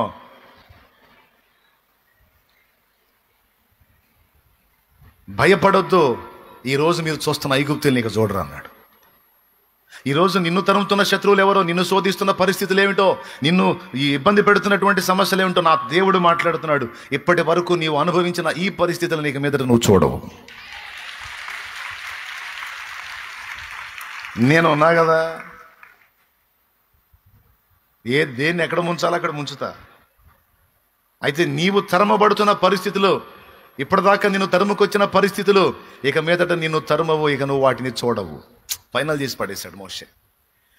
ఇప్పుడు ఆ ఒక్క చోటే కాదు, వరుసగా మీరు గమనిస్తే ఇశ్రాయేలు సర్వ సమాజం దాదాపు 6 లక్షల కాల్బలం మొత్తం కూడా అన్ని అద్భుతాలు చూచింది, అంత విధాలుగా నడిపించబడింది. ఒక్కని విశ్వాసము అనేది ఎంత ఆశ్చర్యకరమైన విషయం అండి. ఎంత విశ్వాసం అండి.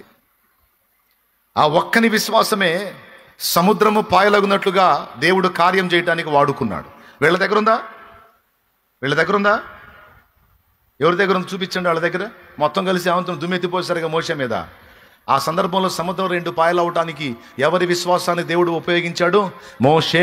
అందుకే చెప్తున్నా, ఇంటి మొత్తం కదలకపోయినా ఇంట్లో ఉన్న ఒక వ్యక్తి పైన నువ్వు విశ్వాసమును బట్టి దేవునికి మొరపెట్టి విశ్వాసముతో దేవుని స్తుతించినట్లయితే నా దేవుని బలమైన కార్యాలు నీ ద్వారా నీ ఇల్లు, నీ కుటుంబం చూడగలుగుతుంది.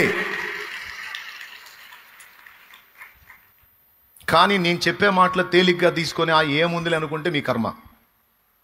సీరియస్గా తీసుకుంటే మాత్రం ధన్యులవుతారు.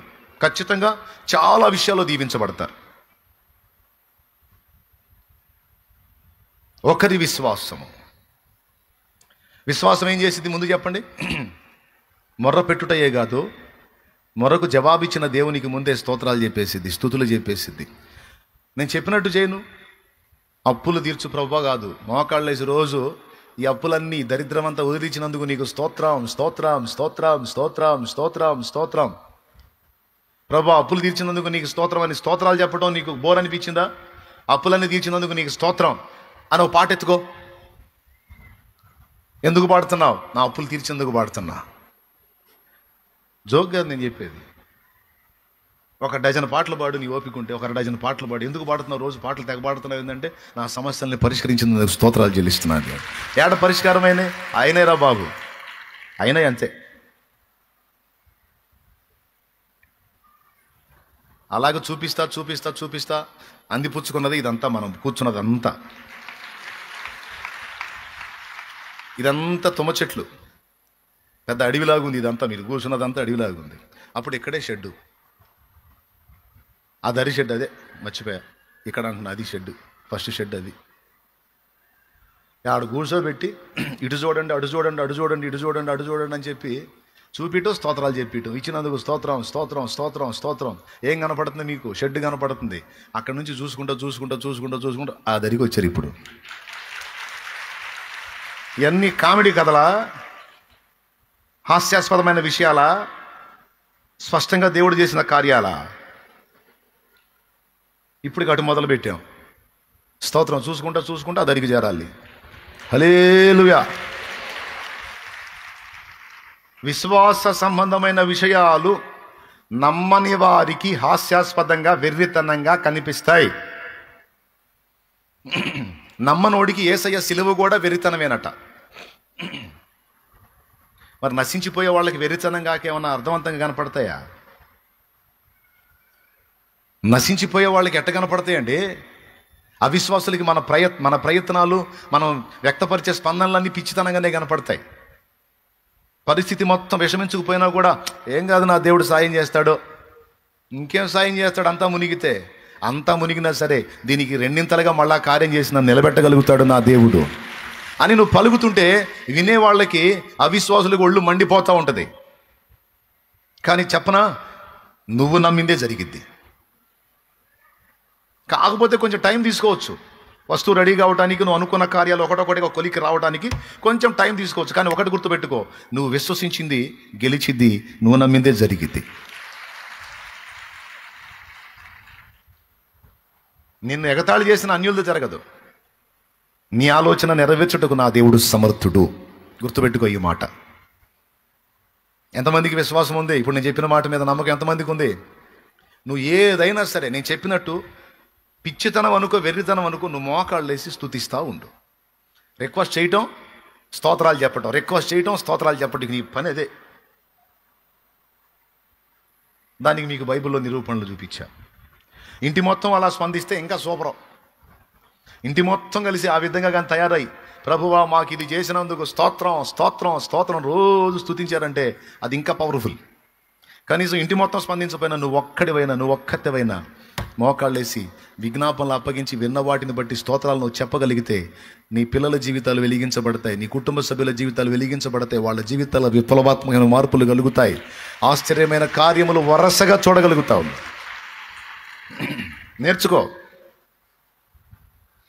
ఇక ఏడుపులు పెడబొబ్బలు కాదు. ఏడిస్తే ప్రార్థన చేసేటప్పుడు, మొరపెట్టేటప్పుడు ఏడవడం, తర్వాత సంతోషంతో స్తుతించటం. నీ ఒక్క విశ్వాసం, ఒకరి విశ్వాసం ఇశ్రాయేలు సర్వ సమాజాన్ని ఏరు దాటించినట్టుగా నీ ఒక్క విశ్వాసం నీ కుటుంబాన్ని ఏరు దాటిస్తుంది. ఇంకా ఎదుటి వాళ్ళ విషయంలో కూడా కార్యం జరుగుతుంది. ఒకరి విశ్వాసం ఒకరి ఎడల కార్యాన్ని జరిగించగలదు. పక్షవాతంతో పడిపోయాడు ఒకడు. ఫ్రెండ్స్ ఆలోచించారు, యేసు ప్రభు రోగాల్ని బాగు చేస్తున్నాడా, సంవత్సరాల నుంచి చూస్తున్న వీడు పడున్నట్టే ఉన్నాడు పాపం, మనం కొద్ది రిస్క్ చేసి ఈ నెట్లనన్నా ఆ బోధకుడి దగ్గరికి చేరిస్తే, ఆ యేసు ప్రభు దగ్గరికి చేరిస్తే వీడు బాగుపడతాడరా. ఫ్రెండ్స్ అదండి ఫ్రెండ్స్ చేయాల్సింది. ఫ్రెండ్స్ చేయాల్సింది ఏంటంటే, మీ ఫ్రెండ్స్తో డిస్కషన్ చేసి, వాళ్ళతో మాట్లాడి, వాళ్ళ కోసం ప్రార్థించి, వాళ్ళ విషయమై స్తుతించి వాళ్ళని పట్టుకురావాలి వేసే దగ్గరికి. అంతే నువ్వు చేయాల్సింది, ఆయన పట్టుకురావటమే. కోటాలకి చాలామందిని పట్టుకొచ్చారు, చాలామంది వచ్చిన వాళ్ళందరూ రక్షణ పొందిపోయారు. దేవునికి స్తోత్రం కలుగునుగా. మన వాళ్ళకి చాలా నమ్మకం, ఎట్టనన్నా కష్టపడి ఇన్ని తీసుకపోతే నీ వాడే వస్తాడు లైన్లో కదా, వాళ్ళ విశ్వాసమే కార్యం జరిగింది. దేవునికి మహిమ కలుగునుగాక. ఏమండి, మొన్న నైటు ఒక చోట కూటం జరుగుతుంది, భలే సన్నివేశం. ఒక చోట కూటం జరుగుతుంది, మందిర ప్రతిష్టారాధనే. చాలామంది రక్షణ పొందిన వాళ్ళు ఉన్నారు, రక్షణ పొందిన వాళ్ళు కొద్దిమంది ఉన్నారు. ఒక 20 మంది లోపు ఉన్నారు రక్షణ పొందిన అందరూ చాలామంది పొందారు. సరే నేను కూటమి అయిపోయి నాకు పిలుస్తాగా, రక్షణగా పిలుస్తాగా. మరి మన భారం ఆత్మల భారం కదా. దేవునికి స్తోత్రం. ఏ కూటాన్ని వదిలిపెట్టే ప్రసక్తే లేదు. అయిపోయిన తర్వాత మరి ఇంకా రక్షణ పొందిన వాళ్ళు ఎవరు లేచి నిలబడంటే లేచి నిలబడ్డారు. సరే వాళ్ళకి చెప్పాను. చెప్పి ఇప్పుడు విన్నారు కదా, మీకు అర్థమైంది కదా, సిద్ధపడ్డ వాళ్ళు ఎవరో రండి ముందుకి, మీకు బాప్తిజం ఇచ్చి వెళ్తాను అన్నాను అని ఒక పాట ఎత్తుకున్నా.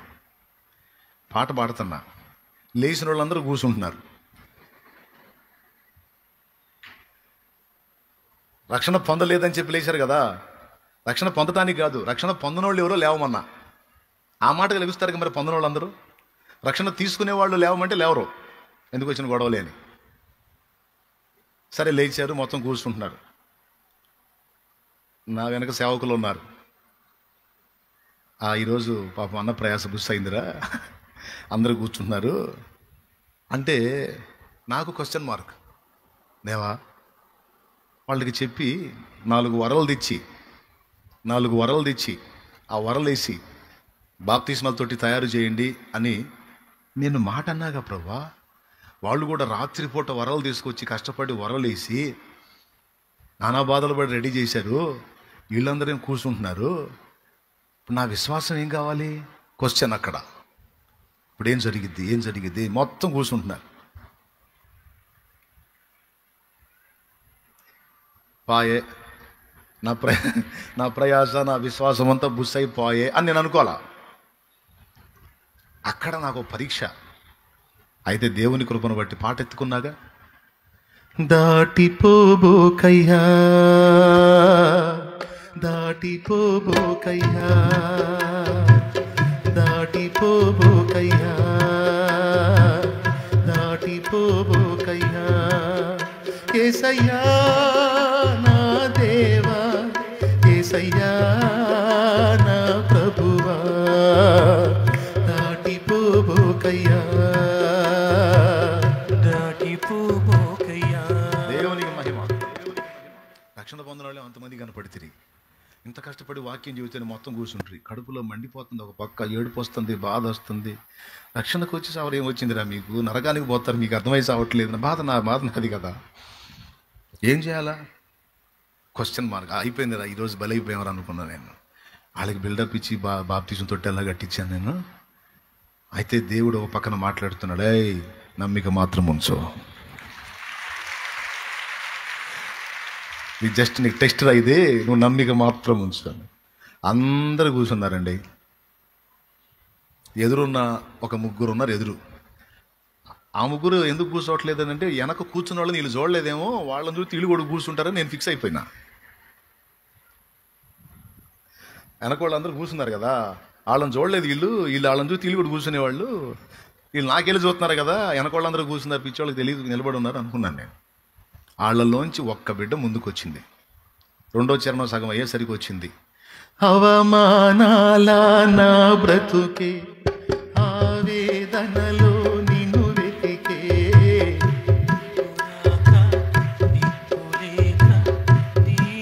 దేవునికి మహిమ. అరచేయంత మేఘం పైకి ఎక్కడం చూశాడుగా. అప్పుడు దాకా ఏం చేశాడు మోషే? ఏలియా ప్రార్థన చేశాడుగా. మోషే అంటున్నా, ఏలియా ప్రార్థన చేశాడుగా. అరచేంత మేఘం పైకి వచ్చిందాక చేశాడుగా. ఒక ఆత్మ కదిలిందండి. చూశా, 4 అడుగులు ముందుకేసి అమ్మ వస్తుంది, రక్షణ పొందడానికి వస్తుంది అనుకున్నా. దేవుడు ఎంత గొప్ప కార్యం చేశాడు. ఒక్క ఆత్మ రక్షించబడ్డా ఇక ఎవరు నోరెత్తకుండా మాట్లాడచ్చు మనం. స్తోత్రం. ఒక ఆత్మ కూడా రక్షించబడకపోతే ఇంకేం మాట్లాడు. ఇక అన్నం కూడా తినబుద్ధి కాదు. ఏం లేదు, వచ్చి బండి ఎక్కడవే. స్తోత్రం. ఆశ్చర్యకార్యం చేశాడండి. ఆ ఒక్క బిడ్డ ముందుకు వచ్చిందా, ఒక్క బిడ్డ నా ముందు వచ్చి నిలబడింది. 17 మంది పొందారు బాప్తిసం.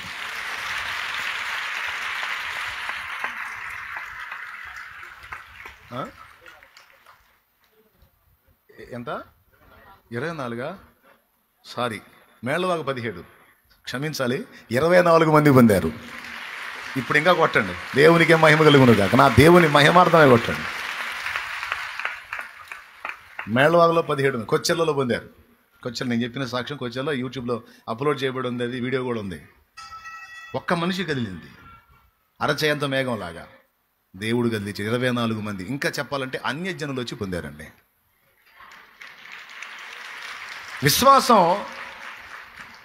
విశ్వాసం ప్రయోగించినప్పుడు అది నిష్ఫలము కానేరదని నా దేవుడు సాక్ష్యం ఇచ్చాడు. నువ్వు విశ్వసిస్తే నేను సిగ్గుపరచను, నువ్వు విశ్వసిస్తే సిగ్గుపరచను. నువ్వు విశ్వసించి నమ్మి రక్షింపబడతారని తొట్టిగోడ కట్టించావు, నిన్నెట్ట సిగ్గుపరుస్తారా పిచ్చోడని? ఒక్క ఆత్మనే చూస్తున్నావు కదా, చలో ఇక లేచి వస్తున్నారు ఒకళ్ళు మొత్తం. ఇక వాళ్ళతో దేవుడు మాట్లాడుతున్నాడు, లాగా ఒకటి బిగితే లేచి వచ్చినట్టు లేచి వస్తున్నారు. దేవునికి స్తోత్రం. వాళ్ళతో మాట్లాడాడు, వచ్చారు రక్షణ. ఇప్పుడు మన పండగ అదేగా, మారు మనసు అక్కర్లేని 99 నీతిమంతుల విషయమే కలుగు సంతోషం కంటే మారు మనసు పొందు ఒక్క పాపి విషయమే పరలోకంలో ఎక్కువ సంతోషం కలుగుందని నా యేసయ్యే చెప్పాడు. ఒక ఆత్మ రక్షింపబడితేనే, ఒక ఆత్మ మారు మనసు పొంది రక్షణలోకి వస్తేనే పరలోకం అంతా పండగ అయితే, ఇక నేను రక్షణలో నడిపించే ఆత్మలు ఎన్ని ఆత్మలు రక్షించబడితే అన్ని పండగలేక అక్కడ. మరి ఆ పండగలన్నీ నాకు దండగలు అవుతాయా? నా బహుమానానికి కారణం అవుతాయిగా. సరే, బహుమానం ఇచ్చినా ఇవ్వపోయినా వీళ్ళన్నా నరకం నుంచి బయటపడతారుగా, లేకపోతే పోయి అగ్ని ఆరాన్ని పురుగు సావని ఘోరమైన యాతనాకరమైన స్థలంలో పడతారు కదా నరకంలో, వాళ్ళని కాపాడాలి కదా. సరే, బహుమానాలు ఇస్తాడు ఈడ, తర్వాత సంగతి, బాధ్యత నెరవేర్చాలి కదా. వారి విషయమై నాకున్న తపన అది యాడికన్నా పోని, ఎక్కడన్నా నోరు తెరవనాయి. 4 ఆత్మలు రక్షింపబడితే అదే మనకు పండగ. ఆత్మలు రక్షించబడితే పండగ చేసుకుంటూ వస్తా. కోటం పెట్టు, సువార్త చెప్పు, మీటింగు పెట్టు, ఇక్కడ వాక్యం చెప్పు, ఎక్కడన్నా ఏమన్నా చెయ్యి, 4 ఆత్మలు రక్షించబడాలా, ఆత్మీయులు బలాభివృద్ధి పొందాలి. ఇదే రంది. దేవునికి స్తోత్రం కలుగును గాక. హల్లెలూయా. ఆ రోజు నా విశ్వాసం మిణుకుమంటా ఉన్నప్పుడు ఆరిపోయిద్దా వెలిగిద్దా అనేది నా చుట్టూ ఉన్న వాళ్ళకి డౌటు. చివరికి వాళ్ళు కూడా మతిపోయేంత అద్భుతం చేశాడు దేవుడు. నా తల ఎత్తాడు నా తండ్రి. ఇక అక్కడ ఉన్న వాళ్ళకి ఎవరికి నాకు తెలిసి డౌటే. మీరేమంటారు తమ్ముడు? మైక్ తీసుకొని చెప్పు నువ్వు. నీ మటుకు నువ్వేమనుకున్నావు శామ్యూయల్? ఒక 2-3 వస్తారేమో అనుకున్నాను. కష్టంగా ఉంది బాగా, ఎవరు ముందుకు రావట్లే. లేచిన వాళ్ళందరూ కిందనే కూర్చుంటున్నారు. నువ్వేం ఫిక్స్ అయ్యావు? కష్టంగా ఉంది బాగా, రారేమో అనుకున్నాను. 1-2 వస్తారేమో. మీరు అన్నట్టు ఎదురు కూర్చున్న వాళ్ళు కూడా వెనకమాల వాళ్ళని చూస్తే వెళ్ళిపోతారేమో అనిపించింది. అది ఒక 50 మంది దాకా లేచారు పైకి. అందరు చిన్న కూర్చుంటా ఉన్నారు. చివరిలో దేవుడు చేసిన కార్యాన్ని బట్టి సంతోషం వేస్తుంది. 24 మంది వచ్చారు. 24 మంది రక్షించబడ్డారు. మేళవాగులోనేమో ఉన్నదే కొద్ది మంది, అంతా ఒక 20 మంది లోపు ఉన్నారు కదా రక్షణ లేని వాళ్ళు. ఒక 20 మంది లోపు ఉన్నారు. అది మేళవాగు తీసుకెళ్ళి కొచ్చెలకి చెప్తున్నాను నేను. దేవునికి స్తోత్రం. మేళవాగులో లేచింది ఉన్నవాళ్ళు, రక్షణ కోసం ఉన్నవాళ్ళు కొద్ది మంది, అందులో 3 భాగాలు పొందారు. దేవుడి కార్యం. విశ్వాసాన్ని సిగ్గుపరచలా, నా తలని ఎత్తాడు అక్కడ. అందరికీ ఒక టెస్ట్, ఇప్పుడు ఏం జరిగిద్దని. నాకైతే పిచ్చ హ్యాపీ. మందిర ప్రతిష్ఠ కూడా ఆడబెట్టి ముందు బాప్తిస్మా ఇచ్చి తర్వాత మందిర రిబ్బన్ కట్ చేసాం అనమాట. దేవునికి స్తోత్రం. ఎందుకంటే ముందు జీవితాలు ప్రతిష్ఠింపబడుతున్నాయి, అది కదా కావాల్సిందే. నా ప్రియమైన దేవుని బిడ్డలారా, మనం ఆయన యందు ఉంచిన విశ్వాసము, నిరీక్షణ మనల్ని సిగ్గుపరచదు. ఆమేన్, ఆమేన్. కాబట్టి ఒకని విశ్వాసము లక్షల మంది కాల్బలాన్ని సేవ్ చేసినట్టు, లక్షల మందిని నడిపించినట్టు, ఏ నరుల ఎదుట కూడా జరగని సూచక్రియలు ఒకని విశ్వాసాన్ని బట్టి నా దేవుడు చేసినట్లు, నీ ఒక్కదాని విశ్వాసాన్ని బట్టి, నీ ఒక్కని విశ్వాసాన్ని బట్టి నా తండ్రి నీ ఇంట కార్యాలు చేయగలడు, నీ ద్వారా కార్యాలు చెయ్యగలడు. నా కాళ్ళు సపోర్ట్ చేయాలా, నా కీళ్ళు సపోర్ట్ చేయాలా, నా కాళ్ళు పుషింగ్ ఇలా, ఇల్లు పుషింగ్ ఇలా, ఎవడు పుషింగ్ అవసరం. నీకు దేవుడి పుషింగ్ ఉంది. దేవుడు నీకు తోడ్పాటు అందిస్తాడు. నువ్వు ముందుకు కదులు. విశ్వాసంతో అడుగులే, విశ్వాసంతో ప్రకటించు, విశ్వాసంతో ప్రార్థించు, విశ్వాసంతో స్తుతించు. నా దేవుని కార్యాలు చూస్తావు. ఇంకేం లేదు. రోజు మోకాళ్ళు వేసి ఏం చేయాలి చెప్పండి? ప్రభువా, అప్పులోళ్ళు చేతులు ఎత్తండి, అప్పులోళ్ళు చేతులు ఎత్తండి. ఇచ్చిన వాళ్ళ, ఇవ్వాల్సిన వాళ్ళ? అప్పులైన వాళ్ళు చేతులు ఎత్తాలి. మీరు ఇచ్చిన వాళ్ళ లేకపోతే ఇవ్వాల్సిన వాళ్ళ? ఇవ్వాల్సిన వాళ్ళు. నిజంగా కదిలించండి చేతులు. ఒక్కళ్ళన్నా ఖాళీ ఉన్నారని చూడండి. అందరూ అప్పులు సరికి ఏమండి, ఏమన్నా న్యాయం అయితే నేను చెప్తున్నా, నా మాట వినండి, నేను చెప్పినట్టు చేయండి. ఇక రోజు మోకాళ్ళు వేయటం, అప్పులు తీర్చాయి అడగటం కాదు. ఏం చేస్తారో చెప్పండి ఒక మొక్క. అప్పుడు నీ పక్కన ఎవడన్నా వచ్చి అడిగాడు అనుకో, ఏంది తీర్చినందుకు స్తోత్రం అంటున్నావు, తీరినీయా అన్నాడు అనుకో, అప్పుడేం చెబుతావు?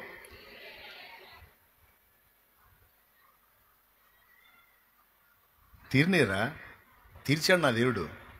అప్పుడు వాడు అనుకుంటాడు, అప్పులు ఎక్కువై మైండ్ కూడా పోయింది వీడికి.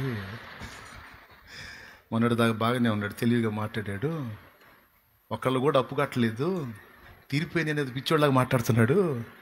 ఏం చేద్దాం, అప్పులు ఎక్కువైతే మరి మెంటలు కూడా వచ్చింది వీడికి మెంటలు ఎక్కింది, అమ్మాయికి మెంటలు ఎక్కింది, తెలియదు నీకు, అప్పులన్నీ తీరిపోయినాయి, స్తోత్రం అంటుంది, పోయింది పాపం అనుకుంటారు, ఖచ్చితంగా అనుకుంటారు. అనుకొని నువ్వు మాత్రం అదే పని చేయి. రోజు పొద్దున్నే లేవటం, ఇంకా నీకు అవకాశం ఉంటే తెల్లవారుజాము 3 లేవు. ఎటు కూడా నిద్ర పట్టదుగా అప్పులుంటే, స్తోత్రం. నిద్ర పట్టదు, ఎవడొచ్చి గోల్ చేస్తాడని భయం పడుతుంటుంది. కాబట్టి ఎటు కూడా నిద్ర పట్టదు కాబట్టి తెల్లవారుజాము 3 లేవు, మోకాళ్ళి, ప్రభువా నా రుణములన్నీ తొలగించి నా పాప రుణమును తీర్చడానికి ప్రాణం పెట్టిన నీవు ఈ భౌతికమైన రుణములను మరి నిశ్చయముగా తీర్చదువు కదా. తీర్చినందుకు నీకు స్తోత్రం, స్తోత్రం, స్తోత్రం, స్తోత్రం. చెప్పు, ఎన్నిసార్లు చెబుతావు చెప్పు. ఏంది అంత బాగా చెబుతున్నారు? ఎలుగెత్తి చెప్పండి. మరి ఇందాక ఎటుపోయారు? చెప్పు, గట్టి చెప్పు. తీర్చినందుకేనా? తీర్చినందుకా? అది ఏదైనా అంతే. మార్చినందుకు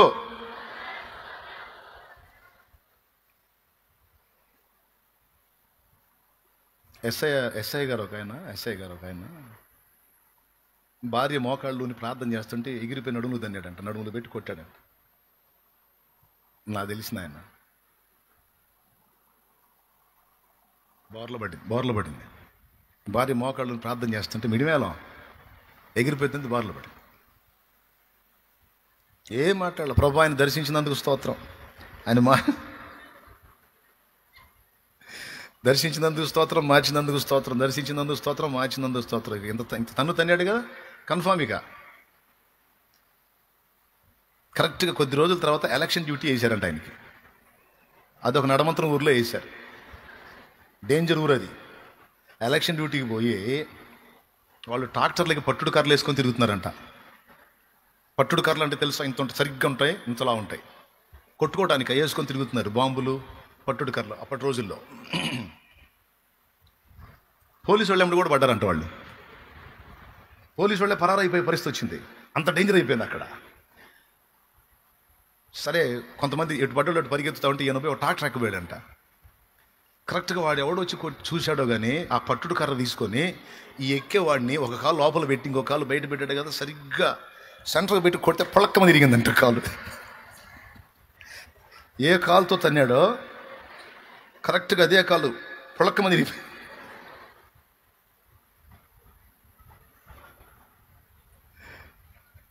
ఆయనే చెప్పాడు సాక్ష్యం. ట్రాక్టర్లో పడ్డాడు. ఇక తీసుకెళ్లారు, ఆసుపత్రికి చేరిస్తే ఆ కాలు ఇరిగింది, కట్టేసి పండుకోబెట్టారు. అప్పుడు భార్య వచ్చి చూస్తుంది. ఇప్పుడు మీకు అర్థమైంది ఏం చూసిందో. అప్పుడు ఆమెకి ఏం గుర్తొచ్చి ఉంటుందో మీకు అర్థమైంది. ఆ రోజు నన్ను దండింది ఈ కాలుతోనే కదా. దేవునికి స్తోత్రం కలుగునుగా. ఆ తర్వాత దేవుడు కార్యం చేసి ఆ తర్వాత ఆ వ్యక్తి మారిపోయాడండి. శాంతినగర్లో ఆయన పిలిపించి సాక్ష్యం కూడా చెప్పించి ఆ సాక్ష్యంలోనే చెప్పాడు ఈ మాట. ఎందుకు చెప్తున్నానంటే, కఠినాత్మలను కూడా మార్చగలిగిన దేవుడు నా దేవుడు. కఠిన హృదయ పాషాణ హృదయాలను కూడా బ్రద్దలు కొట్టగలిగిన దేవుడు. అయితే విశ్వాసం కావాలి, విశ్వసించి దేవుని సన్నుతించే వాళ్ళు కావాలి, దేవునికి మొర్రపెట్టే వాళ్ళు కావాలి. ఈ నలుగురు కలిసి ఆ స్నేహితుడిని తీసుకొని యేసు ప్రభు దగ్గరికి తీసుకెళ్తే ఏం జరిగింది కార్యం? వారి విశ్వాసమును చూచి అని ఉంది బైబిల్లో. ఆ తీసుకొచ్చిన వాళ్ళ విశ్వాసాన్ని ప్రభు చూచి, బా ఎంత మంచి స్నేహితులురా, వాడు అలా పడి ఉండటం ఇష్టం లేక వాడిని బాగు చేయాలని తీసుకొచ్చి నా ముందు తీసుకొచ్చారని వారి విశ్వాసాన్ని చూచి వీని పాపాలు క్షమించి వాడిని స్వస్థపరిచి పంపిస్తాడు యేసయ్య. ఇక్కడ గమనించాలి, వారి విశ్వాసము చూచి అని రాస్తుంది. ఒకని విశ్వాసం సముద్రాలు పాయలు చేసింది. వారి విశ్వాసం ఆ రోగిని స్వస్థపరిచింది. నీ విశ్వాసం నీ పరిస్థితులను మార్చగలుగుతుంది. విశ్వాసం వ్యక్తపరచబడాలి. నీకు తెలుసా, విశ్వాసం సాహసాలకు పునుకునిద్ది, రిస్క్ చేసేది విశ్వాసం. నా దేవుడు నాకు చేసిన సాయం చెప్తున్నా, విశ్వాస విషయంలో నాకు ఇచ్చిన బలాన్ని చెప్తున్నా. మీటింగ్ పూనుకున్నామా? అంతమంది ఆత్మల రక్షణ కార్యం ఉందని నాకు తెలియదు. నీకు తెలుసా? రక్షింపబడాలని ప్రార్థన చేశాను. అది తలపెట్టిన దగ్గర నుంచి దాడులు స్టార్ట్ అయినాయి నా మీద. మానసికంగా టార్చర్, పిల్లవాడికి ఈ విరగటం నయం, ఇంకా అసలు ప్రాణ ప్రమాదం తప్పింది. తడోకిద్దరు పడుతున్నారు, ఫోన్ వస్తుంది. ఇది కావాలని పడ్డట్టుంది. ఒక్కొక్కడు పోయి ఇందాక ఒకడు సాక్ష్యం చెప్పాడు ఇక్కడ. ఏమండి, ఇప్పుడు ఎత్తు స్టాండ్ ఉందండి, ఇద్దరు ఒక పక్క ఎక్కొచ్చా? ఇద్దరు ఒకే పక్క ఎక్కొచ్చా? నన్ను ఏం చేయమంటే ఇట్లాంటి పనులు చేస్తుంటే? ఇప్పుడు అట్లా ఎక్కారు వాళ్ళు, ఇద్దరు పడ్డారు. దేవుని మహాకృప కాపాడింది కాబట్టి ఏం లేదు, కానీ లేకపోతే ఎట్లుంటుందండి? ఇట్లా జరుగుతున్నాయి, యాక్సిడెంట్స్ అవుతున్నాయని ఇక్కడ నుంచి నడక మొదలుపెట్టి ఇక్కడ బయలుదేరా, ఆ పురుషోత్తపట్నం దాటేసరికి వాళ్ళు పడ్డారు. మొత్తం మీద 12-11 పడ్డారండి. పవన్ గారి దగ్గర నుంచి మొదలు పెట్టుకుంటే అంతమంది పడ్డారు. దేవుని మహాకృపను బట్టి ఆ పడ్డ వాళ్ళందరికీ ఎవరికి ఏం కాల. కానీ నాకు మానసిక క్షోభ, మెంటల్ టార్చర్, ఒత్తిడి ఎలా అనిపిస్తుందో తెలుసా? అసలు తడవకు ఒకటి పంచర్లు వేసుకొని వస్తున్నాడు, నా వల్లేగా ఇదంతా, ఈ కోటాలు ఒకటి గావించబట్టే ఇదంతా, ఈ కోటాలు పెట్టకపోతే ఎవరికి ఏదో తగలతో నాకు టెన్షన్ ఉండదుగా, ఎందుకు వచ్చిన రిస్క్ ఇది?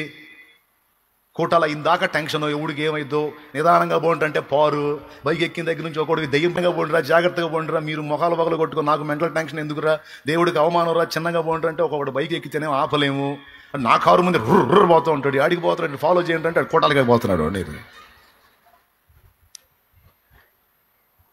ఒట్టు పోయేవాడు ఒకడు పోతాడు, మళ్ళీ భార్య ముందు ఇద్దరు వెనకొకళ్ళు మొత్తం తీసుకొని ఎట్టబోతున్నాడు. వాడు పోయే విధానం చూసి నాకు టెన్షన్ వచ్చింది. పక్కకు పోయి కారు ఆపితేనే వందనాలు అన్నయ్య అంటుండే. నువ్వు ఏ జన్మ ఎత్తావు, నువ్వు మనిషివేనా, అసలు ఏంది అట్ట పోతున్నావు ఏంది అని అనబోయి అర్థం దించితేనే వందనాలు అన్నయ్య అంటే, వందనాలయ్యా చిన్నంగ బో ఏం అనలేంగా, అదేమిటి వందనాలు. తమ్ముళ్ళు అండి బైకులు వేసుకుని ఎట్టబడితే అట్ట పోతుంటారు, డేంజర్ కదా. నాకు ఎందుకు అసలు ఈ టెన్షన్ అంతా? అస్సలు అమ్మ ఎంత టెన్షన్ అంటే, పరీక్ష అంటే నన్ను బ్రేక్ చేయాలని. కానీ ఎన్ని దాడులు జరిగినా, ఎన్ని నిరుత్సాహ మాటలు వినపడినా ఒకటే పట్టు, నేను నీ యందు విశ్వాసం ఉంచా, ఏం చేస్తావో చెయ్యి. ఇంత సఫర్ అవుతున్నానంటే, 20 రోజులు అన్నం తినలా, మళ్ళీ నా దేహం మీద దాడి.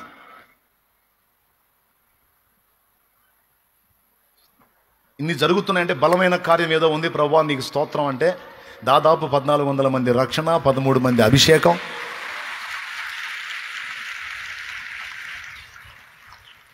మంచి కార్యాలు చేశాడు దేవుడు. విషయం ఏంటంటే, అది స్టార్టిగా మొదలు పెట్టాడు, ఇప్పుడు తిప్పుతున్నాడు, ఊరు తిప్పుతున్నాడు. ఈ సంవత్సరం మొత్తం తిరగాల. ప్రార్థన చేయండి. దేవునికి స్తోత్రం కలుగును గాక. హల్లెలూయా, హల్లెలూయా. తిరుగుతానే ఉండాలి యేసునామములో. బలం నా దేవుడి వల్ల, ఊరూరు నా తండ్రి నామాన్ని ఊరేగించాలా. హల్లెలూయా. అది లైవ్ కూడా చూస్తూ ఉన్నాడే. ఆ పండగలో మీరు కూడా పాలివారు కావాలా. పనులుంటే పనికి పోండి, పని ఖాళీ ఉందా లైవ్ పెట్టుకొని చూడటమే.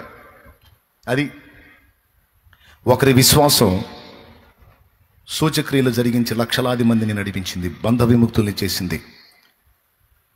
ఒకరి విశ్వాసం ఎదురు దెబ్బలు తగులుతున్నా సరే మొండికి బడి అలాగనే కొనసాగినందున వందలాది మంది రక్షణ మనం చూసాం, వేలాది మంది రక్షణ మనం చూసాం, చూస్తున్నాం, చూడబోతున్నాం.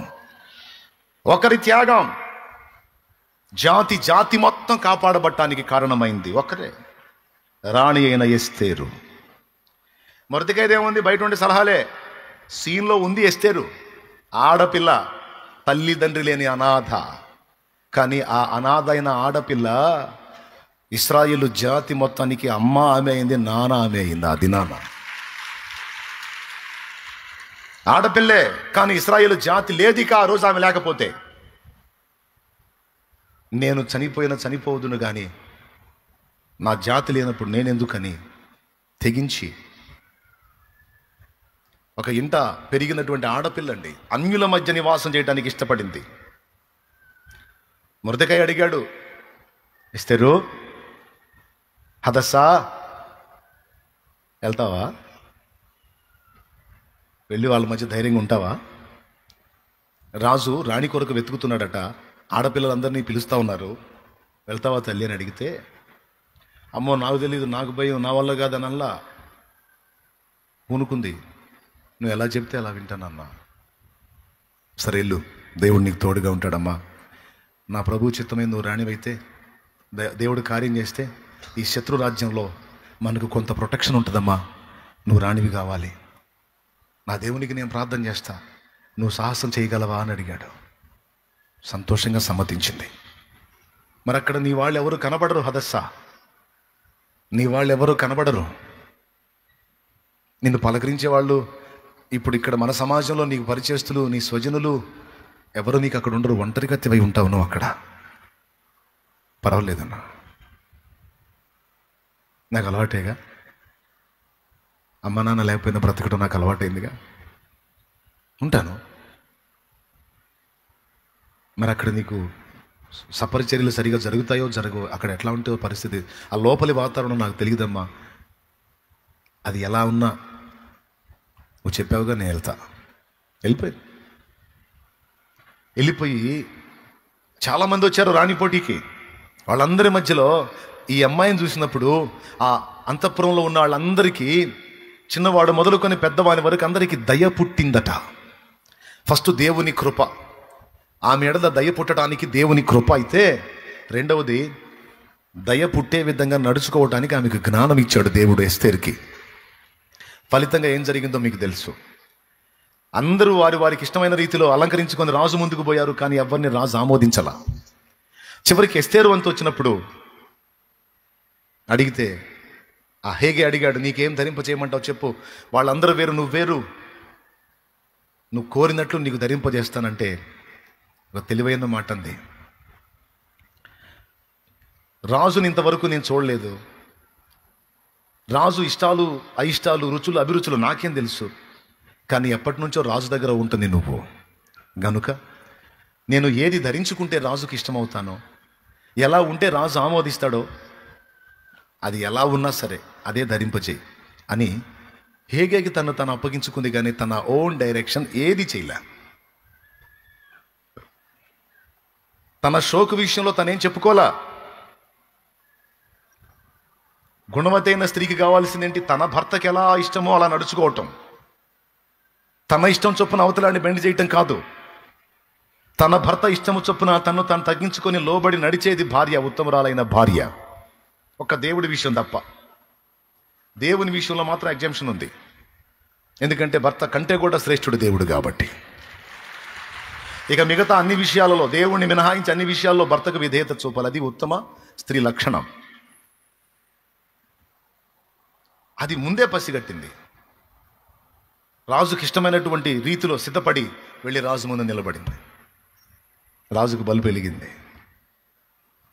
నేను ఏది ఇష్టపడతానో, ఎలా ఉంటే సంతోషిస్తానో ముందుగానే ఎంక్వైరీ చేసి నాకు ఇష్టం వచ్చిన విధంగా రెడీ అయి వచ్చిన ఈ అమ్మాయి తప్ప నన్ను సంతోష పెట్టగలిగిన వారు ఇంకెవరున్నారు?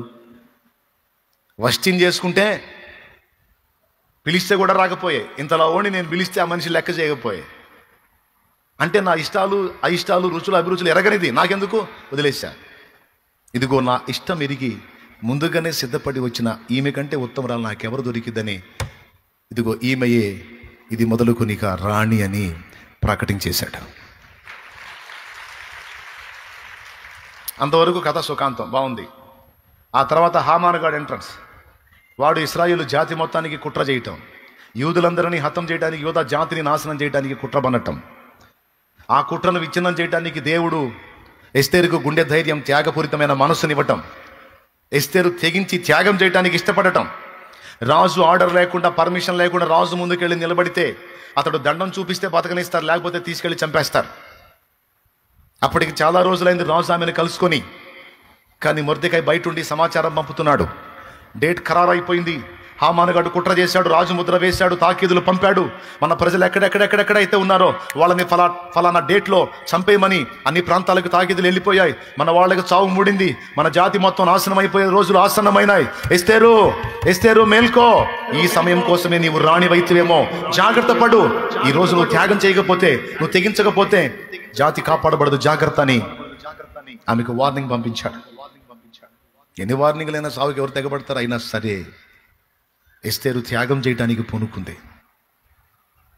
కబురు పంపించింది, సరే నా ప్రజల కోసం, నా ప్రజలు చచ్చి నేనుండి ఏం ప్రయోజనం? నా ప్రజల కోసం అవసరమైతే నేను చచ్చిపోతా. వితౌట్ పర్మిషన్ వెళ్ళకూడదు, చంపేస్తారు, అయినా సరే వెళ్తాను నేను అని చావుకు తెగబడిపోయి రాజు ముందు నిలబడింది. రాజులు మెంట్లోళ్ళు అండి, వాళ్ళు సైకోలు, ఒకసారి సైకోలు ఉంటారు, మెంట్లోళ్ళు వాళ్ళు. వాడికి పిచ్చి రేగిందని తీసుకెళ్ళి చంపేసాను అంటే అవుట్, ఇంక మళ్ళీ మాట ఉండదు. వాళ్ళు ఎట్టుంటారో వాళ్ళకి తెలీదు. కానీ ఎస్తేరు పోయి నిలబడింది. రాజు రాజదండాన్ని చూపించాడు, దండం ఆ వైపు చూపించాడు.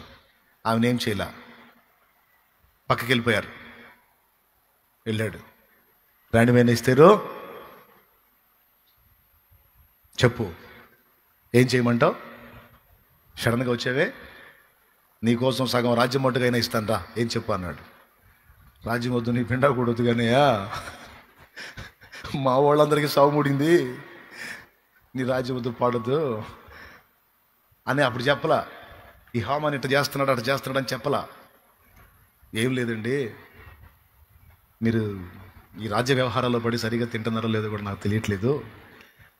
కొద్దిగా ఒకరోజు వచ్చి కాస్తంత ఆహారం తీసుకుంటే సంతోషపడతాను. ఎంత మురిసిపోయి ఉంటాడో అహస్వేరోషు. స్తోత్రం. ఇది కదా భార్య మనసు అంటే. వాస్తవంగా తల్లి కడుపు చూసిద్ది అంటారు, కానీ నా భార్య, నా ఎస్తేరు నా కడుపు చూస్తుంది. తప్పక వస్తాం. నువ్వు రాజ్యమునైనాను వెండి బంగారం మరి ఏమైనా అడగలేదు, తప్పక వస్తాం. మీతో పాటు హామాను కూడా వాడి దగ్గరికి అంతేసాడు. అబ్బో నాకు కూడా ఆహ్వానం వచ్చింది రాని దగ్గర నుంచి ఆహారానికని. ఇద్దరు పోయారు. పోతే అక్కడ పెట్టింది వాడికి టెండర్. తర్వాత ఏం జరిగిందో మీకు తెలుసు. మీకు తెలియదు ఏముంది, ఈ హామాన్ ఇలా చేస్తున్నాడన్న సంగతి రాజు అక్కడికి వెళ్ళిన తర్వాత, రాజుకు అందజేయటం, తర్వాత రాజు హామాను విషయంలో విసుక్కోవటం, తర్వాత తాకీదులు వెళ్ళిపోయినాయి, నా ముద్రికి వెళ్ళిపోయింది, నేను దాన్ని రద్దుపరచజాలని ఆమెకు ముద్రికి ఇచ్చి, ఇక నువ్వు నెక్స్ట్ ఆ మరణ శాసనాన్ని రద్దు చేసేటట్టు నువ్వు ఒక తాకీదుని రెడీ చేసుకొని పంపించుకోము నీ వాళ్ళందరికీ అని ఆయన ఆ రింగ్ ఇవ్వటం, తీసుకొని దాన్ని మళ్ళా ముద్రలేసి అందులో ఏమి రాపించారు? ఎవరెవరైతే యూదుల్ని హతం చేయాలనుకున్నారో వాళ్ళందరినీ ఫలానా డేట్ కల్లా మీరు హతం చేయండి అని పోయింది రిపోర్ట్. జాతి కొరకు ఉపవాస దీక్షతో పోరాడిన ఎస్తేరు రాణిలా, నీటి కొరకు తన అత్తను విడువక హత్తుకున్నారు తమ్మ ప్రేమలా. జాతి కొరకు ఉపవాస దీక్షతో పోరాడిన ఎస్తేరు రాణిలా, నీతి కొరకు తన అత్తను విడువక హత్తుకున్నారు తమ్మ ప్రేమలా. కన్నీళ్లతో ప్రభు కాళ్ళు కడిగి తన కురులతో తుడిచిన మగ్దలేనలా, కన్నీళ్లతో ప్రభు కాళ్ళు కడిగి తన గురులతో తుడిచిన మగ్దలేనలా. అన్నావలె మన దొర్కావలె ప్రిస్కిల్ల ఓలే విశ్వాసవనితల, అన్నావలె మన వారి దీక్షయే వారసత్వమై అనంతరాజ్యపు నిత్య స్వాస్థ్యమై, వారి దీక్షయే వారసత్వమై అనంతరాజ్యపు నిత్య స్వాస్థ్యమై పవిత్రమైన హృదయము కలిగి ప్రభువు కొరకు జీవించాలమ్మ. పవిత్రమైన హృదయము కలిగి ప్రభువు కొరకు జీవించాలమ్మ. ఆశపడకు ఆశపడకు ఈ లోకం కోసం చెల్లెమ్మ. ఆశించేది ఏదైనా అది మట్టేనమ్మ. మనిషి ఆశించేది ఏదైనా మట్టేనమ్మ. Praise the lord. ఎస్తేర్ని ఆదర్శంగా తీసుకోవచ్చు. నీ ప్రాంతాన్ని రక్షించడానికి నీవు విశ్వాసాన్ని కనపరచడమే కాదు, త్యాగం కూడా చేయాలి చెల్లి. నీ ప్రాంతాన్ని, నీ కుటుంబాన్ని, నీ సమాజాన్ని, నీ స్నేహితుల్ని రక్షణలో నడిపించడానికి నువ్వు విశ్వాసంతో ప్రార్థించి స్తుతించడమే కాదు, త్యాగం చేయడానికి కూడా సిద్ధపడాలి. కొంతమంది కుటుంబాలని వెలిగించడం కోసం ఆడపిల్లలు తమ జీవితాలని ఫణంగా పెట్టారు. నాకు తెలిసిన ఒక చెల్లి ఉంది, 9 మంది ఆడపిల్లలు. వాళ్ళు 9 మంది ఆడపిల్లలు.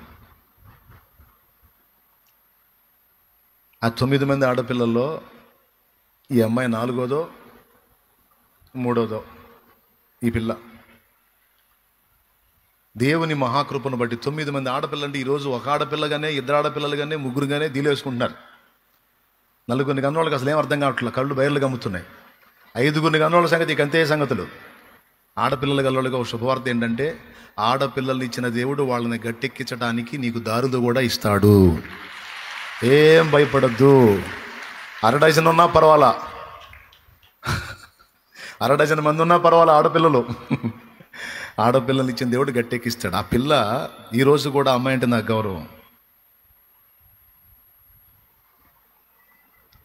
తనకంటే పెద్దవాళ్ళు వివాహితులైపోయారు, తనకంటే చిన్నవాళ్ళు వివాహితులైపోయారు. ఈరోజు కూడా తల్లిదండ్రిని తనతో కూడా పెట్టుకొని పెళ్ళి గిల్లి పక్కన పెట్టి తనకంటే చిన్నవాళ్ళైన పిల్లలందరూ పెళ్ళిళ్ళు చేయడానికి కష్టపడింది ఆ పిల్ల. నాకు తెలిసి 5 పెళ్ళిళ్ళు ఏమో తడవకు ఒక పిల్లని తీసుకొచ్చింది, సంబంధం కుదిరిందన్న ప్రార్థన చేయని. అలా ఫణంగా పెట్టింది. మా పెళ్లి చేసుకోవా నువ్వు అంటే, నేను చేసుకోనన్నా. ఎందుకు చేసుకోవమ్మా? మా అమ్మ మరణకరమైన అపాయంలో ఉన్నప్పుడు, ఇంతమంది ఆడపిల్లల్ని కన్నా నా తల్లి మరణకరమైన అపాయంలో ఉన్నప్పుడు ఆ రోజు నేను తీర్మానం చేశానన్నా, నా తల్లిని బ్రతికించి ఆడపిల్లలకి నిలబెట్టు, ఇక నా జీవితాన్ని నీకు సమర్పించుకుంటాను. నేను ఇక మరొకడికి దగ్గరికి వెళ్ళి మరొకడికి సేవలు చేసే పనిలో నేను ఉండను. నా తల్లిదండ్రిని ఆదరించుకుంటా నేను నీ పనిలోనే కొనసాగుతాను ప్రభు అని ఆనాడు నేను నా తల్లి మరణ పడకలో ఉన్నప్పుడు నేను తీర్మానం చేశాను. నా తీర్మానాన్ని హర్షించిన నా తండ్రి ఆమెను బ్రతికించాడు. కాబట్టి ఇక నేను చేసుకోదలుచుకోలేదు. ఇంకేంటి అంటే, ఆ ఆడపిల్లలని ఎక్కదీయాలి, వాళ్ళని ఒక ఇంటి వాళ్ళని చేయాలి. అందుకోసం నేను కష్టపడతానని రాత్రింబగళ్ళు కష్టపడి వెట్టి చాకిరీ చేసి ఒక పక్క దేవుని సన్నిధిలో దేవుని పని చేసుకుంటూ మరో పక్కన ఆ విధంగా ప్రయాసపడి వాళ్ళందరినీ గట్టెక్కించి మొత్తానికి పెళ్ళిళ్ళు అయిపోయింది. ఈ ఒక్కటి మాత్రం అలాగే ఆగిపోయింది. తన స్వార్థం చూసుకోవాలా, తన సుఖం చూసుకోవాలా, తన సంతోషం చూసుకోవాలా, రేపటి రోజున నాకు తోడు లేకపోతే నా బతుకేంటి అనేది చూసుకోవాలా. నాకు దేవుడే తోడు, దేవుడు చాలు నాకు. అక్కోళ్ళందరూ పెళ్ళిళ్ళు చేసుకున్నారు, ఆడపిల్లలు పెళ్ళికి వచ్చి ఉన్నారు. అందరూ ఎవరి స్వార్థం వాళ్ళు ఆలోచించుకుంటే ముసలోళ్ళ గతి ఏంది? కాబట్టి నేనన్నా పూనుకోవాలి, నా కుటుంబానికి రెక్కలు తేవాలి, నా కుటుంబాన్ని నేను ఎక్కదీయాలని. ఆడపిల్ల అయితేనండి ఒకడు మగోడు బాధ్యత లేకుండా తిరుగుతున్నాడండి. మగ పొట్టక పుట్టి కుటుంబాన్ని ఎక్కదీయాలన్న బాధ్యత లేకుండా అడ్డదిడ్డంగా బతుకుతున్నాడు, అడ్డదిడ్డంగా తిరుగుతున్నాడు ఒకడు బాధ్యత లేని కొడుకు. ఆడపిల్ల చూడండి, 9 మంది, ఒక పిల్లని మినహాయిస్తే 8 మందికి పెళ్ళిళ్ళు అయిపోయినాయి. పురుళ్ళు పుణ్యాలు మొత్తం ఒక మాట తెచ్చుకోకుండా ఆ కుటుంబమే సపోర్ట్ చేసింది. మళ్ళీ వాళ్ళకి ఆస్తులు పాస్తులు ఉన్నాయంటే ఆ నివాసం ఉండే ఇల్లు తప్ప ఏమీ లేదు, సెంటు భూమి లేదు, కేవలం రెక్కల చాకిరి మీద. ఆ పిల్లని చూపిస్తాను కానీ, మీకు ఇందాక వచ్చి ప్రభు బల్ల అందించిపోయింది, చూపిస్తాను కానీ మళ్ళీ ఇబ్బంది అయిద్దిలే, అందుకని నీకు నేను చూపించదలుచుకోలేదు. దేవునికి స్తోత్రం. చాలామందికి తెలుసు, త్యాగం చేసి నా సుఖం కాదు, నా వాళ్ళు సుఖంగా ఉంటే అంతే చాలు. నా సుఖం దేవార్పితం, నా సంతోషం దేవార్పితం, నా ఆనందం దేవార్పితం అని తన సంతోషాన్ని, సుఖాన్ని అందరిలాగానే తను చూసి అనుభవించాల్సిన పరిస్థితులన్నిటినీ వదిలేసుకుంది. ఒక నీతి గల ఆడపిల్ల, త్యాగబుద్ధి కలిగిన ఆడపిల్ల. దేవునికి స్తోత్రం కలుగును గాక. నీ కుటుంబం కోసం నువ్వు త్యాగం చేయవా తమ్ముడు? నీ కుటుంబ భారాన్ని ఎత్తుకోవా? నీ కుటుంబం కోసం త్యాగం చేయవా? నీ కుటుంబం కోసం నిలబడవా? నేను చెప్తున్నా, నీవు త్యాగబుద్ధి కలిగి ఉండు, నువ్వు విశ్వాసం కలిగి ఉండు. నువ్వు రోజు నీ కుటుంబ క్షేమం కొరకు, సమాజ రక్షణ కొరకు స్తోత్రాలు చెప్తూ ఉండు. కుటుంబ పరిస్థితుల్లో మార్పు కోసం స్తోత్రాలు చెప్తూ ఉండు. నేను చెప్తున్నా, ఇంతమందికి చెప్తున్నా. ముందు చెప్పిన మాట ఏంటి? కార్యం ముందా స్తుతి ముందా? కార్యం ముందా స్తుతి ముందా? ఎంతమందికి అర్థమైంది? ఇక నుంచి ఏం చేస్తారు? చేసినందుకు ఓకేనా? రైట్. అలాగే ఇంటి మొత్తమా? నువ్వు ఒక్కడివేనా? ఎస్, ఇంటి మొత్తం కాకపోయినా కనీసం నువ్వు ఒక్కటివైనా విశ్వాసము గలవాడవై, విశ్వాసము గలదానివై నిలబడు. నీ విశ్వాసాన్ని బట్టి నా తండ్రి నీ ఇంట కార్యాలు చేస్తాడు. నా ఫ్యామిలీలో పట్టబడింది నేనేనండి. ఫస్ట్ ఈ 2 విషయాల్లో నేను పూనుకున్నా. నా దేవుడు సహాయం చేశాడు. కుటుంబం రోడ్డున పడాల్సిన కుటుంబం ఒడ్డుకెక్కి ఈరోజు తల ఎత్తుకునేటట్టు నా తండ్రి చేశాడు. నా తమ్ముడా, కుటుంబంలో అందరూ పనికిమాలినోళ్ళు అయితే ఎట్ట తమ్ముడా? అందరూ భక్తిహీనులు అయితే ఎట్ట తమ్ముడా? నువ్వు కూడా ఆళ్ళ జాతుడు అయితే ఎట్లా? నువ్వన్నా నిలబడాలి నాన్న, నువ్వన్నా నిలబడాలయ్యా, నువ్వన్నా నిలబడాలి. భక్తిలో నిలబడాలి, ఆత్మీయంగా నిలబడాలి. నీ వాంఛలు చంపుకోవాలి, నీ కోరికలు, నీ ఇచ్చలు, విచ్చలవిడి తిరుగుళ్ళు చంపేయాలి. నా కుటుంబం కోసం, నా కుటుంబ క్షేమం కోసం నా ఆనందాలన్నీ నేను కాల్ చేసుకుంటాను, నా ఇచ్చలన్నీ నేను చంపేసుకుంటాను. నా ఇంటి వారి రక్షణ కోసం నా తండ్రికి నేను ప్రార్థన చేయటమే కాదు, నేను త్యాగం చేస్తాను అని నడుంగట్టు నీ ఇల్లు ఒడ్డుకొచ్చిదంతే యేసునామములో. యవన బిడ్డ, తీర్మానం చేయనానా. ఇంట్లో అందరే పనికిమాలినోళ్ళు అయితే ఇల్లు బయటపడదు నాన్న, ఒడ్డుకు రాదు. ఒక్కడన్నా భక్తిపరుడు కావాలి, విశ్వాసం గలవాడు కావాలి, త్యాగబుద్ధి కలిగినోడు కావాలి, మంచి మనస్సాక్షి కలిగినోడు కావాలి, ప్రార్థనాపరుడు కావాలి, విశ్వాస వీరుడు కావాలి. అలాంటి వాడు ఉంటే ఒక ఇల్లే కాదు, ఒక ఊరే కాదు, ఒక సమాజమే కాదు, ఒక పట్టణమే కాదు, ఒక ప్రాంతం అంతా కూడా ఉజ్జీవింపబడిద్దే.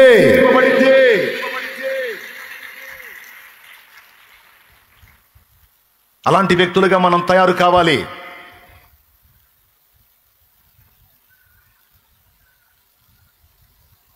పూనుకోవాలి దేవుని కొరకు గొప్ప కార్యాలకి. యోసేపు ఒక్కడే, మిగిలిన వాళ్ళందరూ ఎక్కడే ఉన్నారు. తండ్రి యోసేపు ఐగుప్తులో ఉన్నప్పుడు యోసేపు దగ్గరికి చేరిన వాళ్ళు ఇంచుమించు 70 మంది. అందరు ఏడే ఉన్నారు, ఒక్కడే. ఎన్ని పరిస్థితులు వచ్చినా, ఎన్ని శ్రమలు వచ్చినా, ఎన్ని కఠినమైన ఇబ్బందులు వచ్చినా వాటిని లక్ష్య పెట్టలా. మీరు గమనించి చూడండి, అన్నదమ్ముల్లో మిగిలిన వాళ్ళందరూ అక్కడక్కడ గడ్డి తినే పనులు చేశారు, కానీ యోసేపు చేయలా. యోసేపుకు తప్పు చేసే ఛాన్స్ వచ్చింది. తండ్రి లేడు తప్పు పట్టడానికి, అన్నలు లేరు తప్పు పట్టడానికి, అన్య దేశంలో ఉన్నాడు. పరిస్థితులు అట్టు వచ్చినా ఏం చేద్దాం, చేసేసా అని అనొచ్చు, కానీ అనలా. అవకాశం వచ్చినా పని చేయలా. తండ్రి ఏదైతే నేర్పాడో, తండ్రి ఏదైతే చెప్పాడో, తండ్రి ఏ బాటనైతే చూపించాడో ఆ బాటను వదల్లా, దేవుణ్ణి వదల్లా. పూర్తి లోక మధ్యలో ఉన్నాడు, ఐగుప్తీల మధ్యలో ఉన్నాడు, దుర్మార్గుల మధ్యలో ఉన్నాడు, కానీ తన దేవుణ్ణి తన గుండెల్లో పెట్టుకున్నాడు. తన దేవుణ్ణి మాత్రం వదల్లా. తన దేవుని యందు భక్తిని, ఆత్మీయతను మాత్రం వదల్లా. ఎక్కడికి పోయినా దేవుడు. బానిసగా అమ్మబడ్డ దగ్గరికి పోతే అక్కడ నాయకుడు అయ్యాడు. ఎందుకు? నమ్మకత్వం. అప్పచెప్పిన పని నమ్మకంగా చేస్తాడు, వేరే తప్పుడు వ్యవహారాలు ఏమి చెయ్యడు, ప్రార్థనాపరుడు. అతడు అడుగుపెట్టాడు, పోతీఫెర ఇల్లు ఆశీర్వదించబడింది. చాలా మంది బానిసలు తెచ్చుకున్నాడు, ఎవరు అడుగుపెట్టినా అలా జరగల. యోసేపు అడుగుపెట్టాడు, తను ఏ ఇంట్లో పని చేస్తున్నాడో ఆ ఇల్లు ఆశీర్వదించబడటం మొదలైంది. దేవుని బిడ్డ, నువ్వు జాబ్ చేసే ప్రదేశాల్లో, ఆ కంపెనీలో, లేకపోతే నువ్వు ఎక్కడ పని చేస్తావో ఆ ప్రదేశాల్లో నువ్వు అడుగుపెట్టినప్పుడు అవి ఆశీర్వదించబడే కార్యం నా దేవుడు చేస్తాడు. వాళ్ళకి అర్థమైంది నిన్ను బట్టి ఆశీర్వాదం వచ్చిందన్న విషయం వాళ్ళకి స్పష్టమయ్యేటట్టు నా దేవుడు చేస్తాడు. యోసేపుని అట్లా చేశాడు. పోతీఫెరో అన్నిటి మీద పైనుంచాడు. పోయిందేమో బానిసగా, కానీ అయిందేమో బానిసల మీద ఏలికగా. పోతీఫెరో భార్య కన్నేసి శోధించినప్పుడు కక్కుర్తి పడలా, ప్రలోభించలా, లోబిగా వ్యవహరించలా. యవనస్తుని ఏం చేద్దాం, కంట్రోల్ చేసుకోలేకపోయానని పనికి మాలిన సాకులు చెప్పలా. ఏం చేద్దాం, అలా జరిగిపోయింది, అలా అయిపోయిందని పనికి మాలిన మాటలు చెప్పలా. అమ్మ ఇంటి మొత్తాన్ని నాకు అప్పచెప్పాడమ్మా, నిన్ను అప్పచెప్పలేదు. ఆయన నాకు తండ్రి వంటి వాడైతే నువ్వు నాకు తల్లి లాంటిదాను అమ్మ, దయచేసి నన్ను అట్లా ఆలోచించొద్దు అంటే, రేయ్ నాకు నీతులు చెప్తావు, నా సంగతి తెలుసా, నీ అంతు తేలుస్తాను, నువ్వేం చేసినా పర్వాలేదు, నేను మాత్రం ఆ నీచానికి తల ఉంచను అన్నాడు. అంటే దేవునికి భయపడ్డాడు. నా దేవుడు ఎందుకు నడిపిస్తున్నాడో నన్ను ఇక్కడికి, ఏ కార్యం ఉందో, నా పట్ల ఏం చేయబోతున్నాడో, ఈ పరీక్ష నాకు ఎందుకు వచ్చిందో, అమ్మో నేను జాగ్రత్త పడితే దీవెన కొనసాగిద్ది, నేను కక్కుర్తి పడి ప్రలోభిస్తే ఆ దీవెన బ్రేక్ అయిపోయిద్ది. నాకు ఈ అల్పసుఖం కాదు, నా దేవుని హస్తం నాకు తోడుగా ఉండాలి. నాకు ఈ అల్పానందం కాదు, నా దేవుని హస్తం ఎప్పుడు నాకు తోడుగా ఉండాలి. నాకు దేవుడు కావాలి. ఇలాంటి పనులు చేసి కృతజ్ఞతాహీనంగా నడుచుకుంటే, నమ్మిన వాడికి వంచన చేస్తే, అన్నం పెట్టిన యజమానుడి భార్యని నేను ఆశిస్తే, ఛే దానికన్నా నీచం, దానికన్నా దుర్మార్గం, దానికన్నా అసహ్యమైంది ఇంకొకటి లేదో నేను చేయను. నా దేవుడు మెచ్చడు దాన్ని, నా దేవుడు ఒప్పుకోడు దాన్ని, నా దేవుడు అసహించుకుంటాడు. నాకు నా దేవుడు కావాలి, నా దేవుడు మెప్పు కావాలి. ఆమె నన్ను ఏమనుకుంటే నాకెందుకు అంటే నిందేసేసింది. అన్నం పెట్టిన చేతిని పట్టుకుంటారా దుర్మార్గుడా, తలా ఒక దెబ్బ కొట్టుంటారు నాకు తెలిసి. చెరసాల పాలు చేశారు, ఒక్క మాట మాట్లాడాల. ఎందుకు మాట్లాడలేదు ఊహించండి ఒకసారి. అయ్యగారు మీరు నన్ను నమ్ముతారు కదా, పోతీఫెరో గారు దైవ సాక్షిగా చెప్తున్నానండి, అదిగో నా వస్త్రం ఆమె చేతిలో ఉంది కానీ ఆ వస్త్రం నా చేతుల్లో లేదండి, ఇక్కడే అర్థమైపోతుంది ఎవరెవరిని బలాత్కారం చేశారో. ఆ సాక్ష్యం చాలండి, నేను ఎరగనండి, ఆమె తప్పుడుదండి అని పోతీఫెరోకి చెప్తే అతని గుండె పగిలిపోద్ది. నాకు అన్నం పెట్టాడు, తండ్రిలు అంటాడు, పడితే పడ్డా, నేనే నిన్న గుండా నడిపించాడో తెలుసా. 7 ఏళ్ల కరువులో లక్షలాది మంది చావకుండా కాపాడటానికి.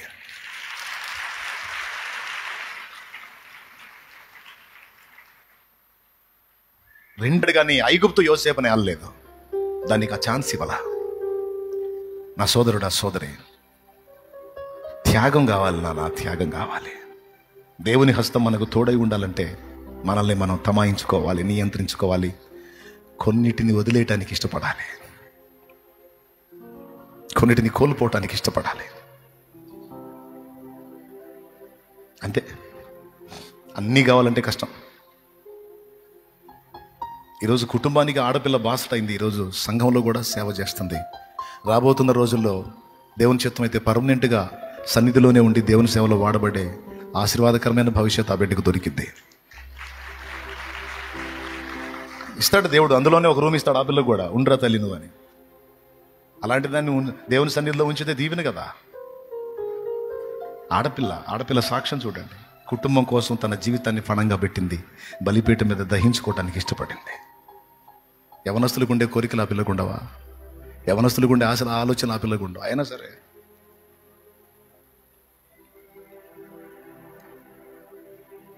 ఈరోజు నువ్వు అలాంటి త్యాగాలు చేయమని నేను నీకు చెప్పట్లా. అది దేవుడు నీతో మాట్లాడి ఆ పరిస్థితి నీకు దేవుడు అనుమతిస్తే అది వేరే సంగతి. కానీ అంతగా పైన కొంతైనా త్యాగం చేయటానికి, నీతి మాలిన పనులు మానుకోవటానికి, కనీసం నువ్వైనా నీతిగా నిలబడటానికి యోసేపులాగా నువ్వైనా దేవునికి భయపడి నీ కుటుంబానికి వెలుగుగా, నీ సమాజానికి వెలుగుగా, నీ గ్రామానికి వెలుగుగా, నీ పట్టణానికి వెలుగుగా, నీ ప్రాంతానికి వెలుగుగా నువ్వు తయారు కావటానికి నిన్ను నువ్వు అప్పగించుకో, సమర్పించుకో, దేవుని వైపు చూడు, త్యాగానికి పూనుకో, విశ్వాస వీరుడివై నడు, దేవుని స్తుతిస్తూ ముందుకు సాగు. నా దేవుడు యేసయ్యలాగా నేను తయారు కావాలి, యేసయ్యలాగా నేను తయారు కావాలి. నన్ను బట్టి నా ఫ్యామిలీ రక్షించబడాలి, నా ఫ్యామిలీ రక్షించబడాలి. నన్ను బట్టి నా కుటుంబం దీవించబడాలి, నిన్ను బట్టి నా కుటుంబం దీవించబడాలి. నీతి ఫలం ఫలించడానికి ఇష్టపడతా. యోసేపుకు తోడై ఉన్న దేవా, నాకు కూడా తోడై ఉంటావా? నాకు కూడా తోడై ఉంటావా? నన్ను నడిపిస్తావా? నేను వదిలేస్తాను ప్రభా లోకాశ, ఇస్తాను ప్రభా లోకాశ. నేను అవుతా ప్రభా నా కుటుంబానికి దీపాన్ని, నేను అవుతా ప్రభా నీ సంఘంలో పరిచారకురాలి. నా ఆశ ప్రభువా నా ఫ్యామిలీని నిలబెట్టుకోవాలని, నా ఆశ ప్రభువా కన్నీరు మున్నీరు అవుతున్న శాపాన్ని అనుభవిస్తున్న నా కుటుంబాన్ని సేవ్ చేసుకోవాలనేది నా ఆశ ప్రభువా. శాపంలో నలిగిపోతున్న నా సమాజాన్ని రక్షించుకోవాలని నా ఆశ ప్రభువా. స్పష్టంగా నాతో మాట్లాడుతాను. వదిలేస్తా ప్రభువా, నేను నీకు నచ్చని పనులు వదిలేస్తా ప్రభువా. యోసేపు నీతో ఎలా బ్రతికాడు అలా బ్రతకడానికి ఇష్టపడుతున్నా ప్రభు. నా ఆశలు ఆలోచనలు కోరికలు చంపుకోవడానికి ఇష్టపడుతున్నా ప్రభువా. త్యాగపూరితమైన మనసుతో నీ నామంలో ముందుకు సాగడానికి ఇష్టపడుతున్నా ప్రభువా. నన్ను బలపరచు ప్రభువా. నీ కొరకు ఫలించినట్లు నన్ను వెలిగించు ప్రభువా. నా కుటుంబానికే కాదు సమాజానికి కూడా దీవెనకరంగా నన్ను మార్చు ప్రభువా. యోసేపు కుటుంబానికే కాదు సమాజం మొత్తానికి ప్రాణాలు కాపాడిన వాడయ్యాడు ప్రభువా. సమాజం మొత్తాన్ని రక్షించిన వాడయ్యాడు ప్రభువా. ఐగుప్తుకు దిక్కు దీపమయ్యాడు ప్రభువా. యోసేపు పోకపోతే కరువు కాలం 7 ఏళ్లలో మొత్తం చచ్చి శవాలైపోయేవాళ్ళు ప్రభువా. కానీ యోసేపు వెళ్ళి యోసేపు అక్కడ నిలబడినందున ఒక్క యోసేపు ఒక్కడే ఒకని త్యాగం ఒక దేశం మొత్తం కాపాడబడింది. ఎస్తేరు త్యాగం జాతి కాపాడబడింది.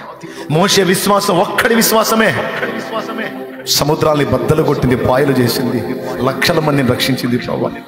అన్నిటికంటే పైన యేసయ్యా నీ ఒక్కడి త్యాగం శిలువ యాగం సర్వ మానవాళి రక్షణకు కారణమైంది కదా ప్రభువా.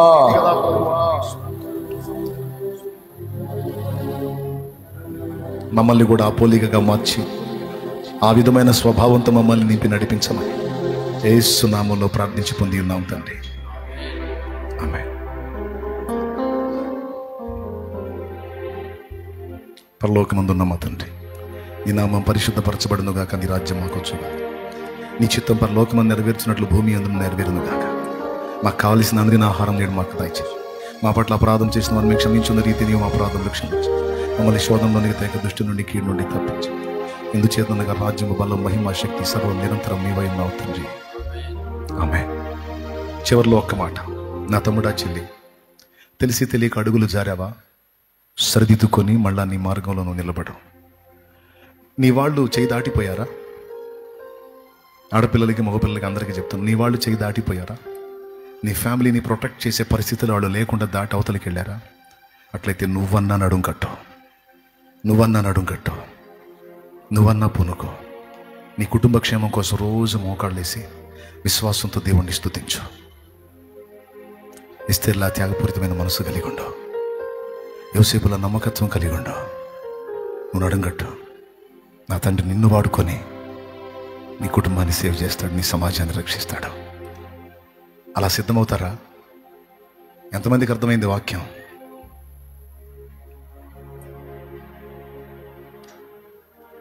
ఎచ్చుల కోసం చెప్పట్లేదు, కానీ నా దేవుడు ఒకప్పుడు నాకు ఆలోచన పుట్టించాడు. ఆ రోజు నేను నిలబడ్డాను. ఆ నిలబడ్డాన్ని కూడా ఆయనే శక్తినిచ్చాడే. ఈరోజు నా కుటుంబమే కాదు సమాజంలో, ఇంకా అది చెప్పుకోకూడదు, మీకు తెలుసు ఎన్ని కార్యాలు చేస్తున్నాడో ఆయన, చెయ్యబోతున్నాడో. మరి నా పట్ల నీ చేసిన దేవుడు నీకు చేయడా? ఖచ్చితంగా చేస్తాడు. సిద్ధపడు. నా తండ్రి కృప నీకు తోడుగా ఉండి నిన్ను బలపరిచి స్థిరపరిచి నడిపించును గాక. కుటుంబానికి సమాజానికి నిన్ను నన్ను మనల్ని ఒక దీపముగా చేయునుగాక. ఇప్పుడు నేను చెప్పినవన్నీ ఒక్క పాయింట్ గుర్తుపెట్టుకోవాలి, గుంపులు కాదు, ఒక్కరే. ఒక మోషే, ఒక ఎస్తేరు, ఒక యోసేపు, లక్షల మంది బ్రతుకులు.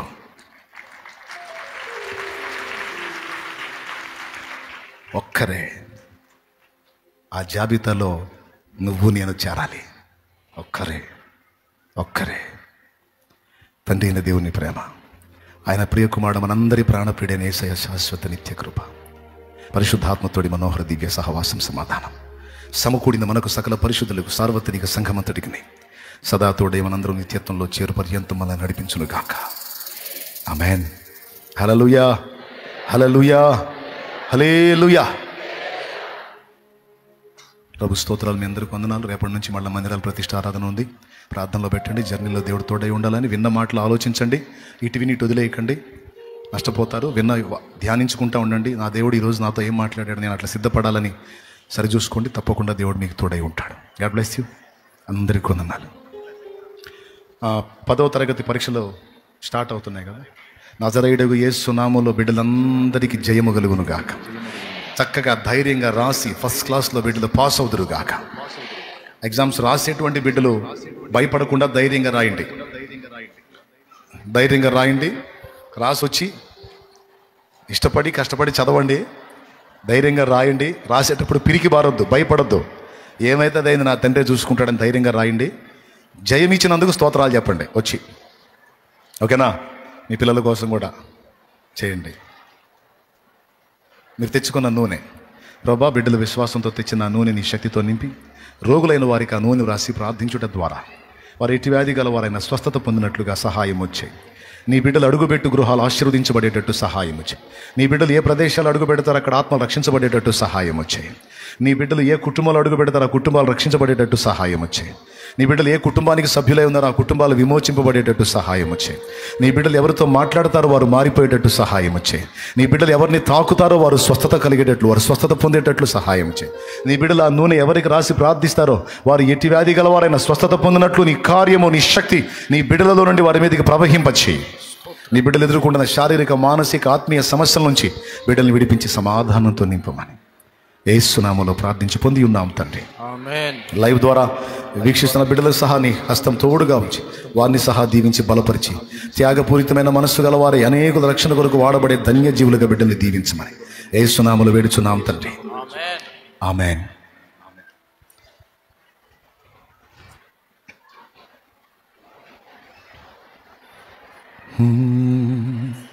మీ అందరికి వందనాలు. మీ అందరి కోసం ప్రార్థన చేశాను. ఇంకా డౌట్ ఉంటే ఒకసారి చేస్తాను. చక్కగా బయలుదేరి వెళ్ళండి.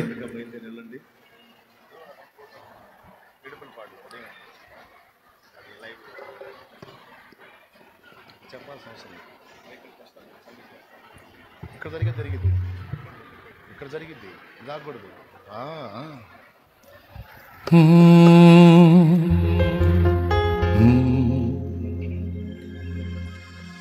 మోసే భారం నువ్వు చేసే త్యాగం, ఎదురీతలన్నీ ఎదకోతలన్నీ చూసెను నా దైవం, చెయ్యునులే సాయం. బాప్తిస్మాలు ఎప్పుడు మన ఈ నెల ఆఖరిలోనా? ఏ తారీఖు? 26 బుధవారం ఉదయం 10 గంటలకు బాప్తిస్మాలు ఉంటాయి. మారు మనసు పొంది యేసు రక్తంలో పాపాలన్నీ కడుక్కొని పరలోక రాజ్య పౌరత్వం పొందాలంటే ఆ రోజు రండి.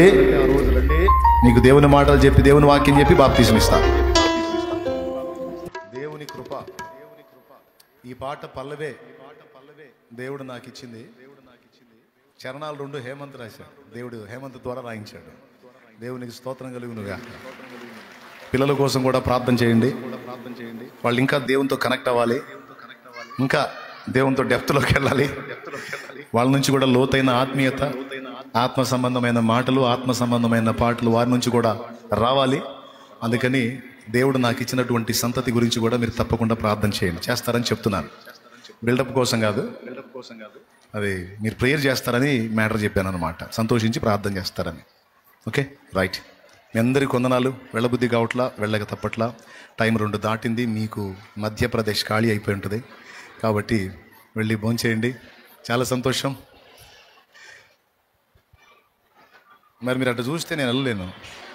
మరి మీరు అటు తిప్పండి, ఫేసులు నేను వెళ్తాను. లైవ్లో ఉన్న వాళ్ళు కూడా వందనాలు. అందరికీ వందనాలు. దైవాశీస్సులు. సెలవు. తండ్రి సెలవు అయితే మళ్ళీ మనం కలుద్దాం. రేపటి నుంచి వరుసగా ఉన్నాయి. వాటి కోసం కూడా ప్రేయర్ చేయండి, మందిర ప్రతిష్టల కోసం. రైట్. మీ అందరి కోసం చేశాను. నీకు తృప్తిగా విన్న విషయాలు ఆలోచించుకుంటా దేవుని కోసం విశ్వాసం కలిగి స్తుతిస్తూ త్యాగబుద్ధి గలవారై నిలబడండి. కుటుంబాలకి, సమాజాలకి దీపాలుగా పరిశుద్ధాత్మను కలిగి ఇతరులకు కూడా మాదిరిగా జీవించండి. ఇతరులకు కూడా దేవుని మాటలు అందించి వారిని ఆత్మీయతలో బలపరిచే విధంగా తయారుకండి. ఎక్కడ పెరిగారా వీళ్ళు, ఎక్కడ వీళ్ళు ఉపదేశం పొందారా అంటే ఫలానా దగ్గర అంటే అది నాకు కూడా ఆనందంగా ఉంటుంది. దేవునికి స్తోత్రం. అర్థమైందా? మీరు సోదిగా ఉన్నారనికి ఎక్కడ సరుకురా ఇది సోదివాళ్ళు అంటే నా పరువు పోయిద్ది. మీరు మంచిగా ఫలించారనుకో, కన్న తండ్రిని అలాగే పెంచిన ఆత్మీయుడిని కూడా ప్రశంసించే అవకాశం ఉంటుంది, లేకపోతే తిట్టే అవకాశం ఉంటుంది. తిట్టించకండి, ఆత్మీయంగా నడుచుకోండి. కృప మనందరికీ తోడై ఉండును గాక. అందరికీ వందనాలు, శుభాలు, దైవాశీస్సులు. సెలవు. Praise the Lord. మంచిది ప్రియులారా, రెండవ ఆరాధన చక్కగా ముగించబడింది.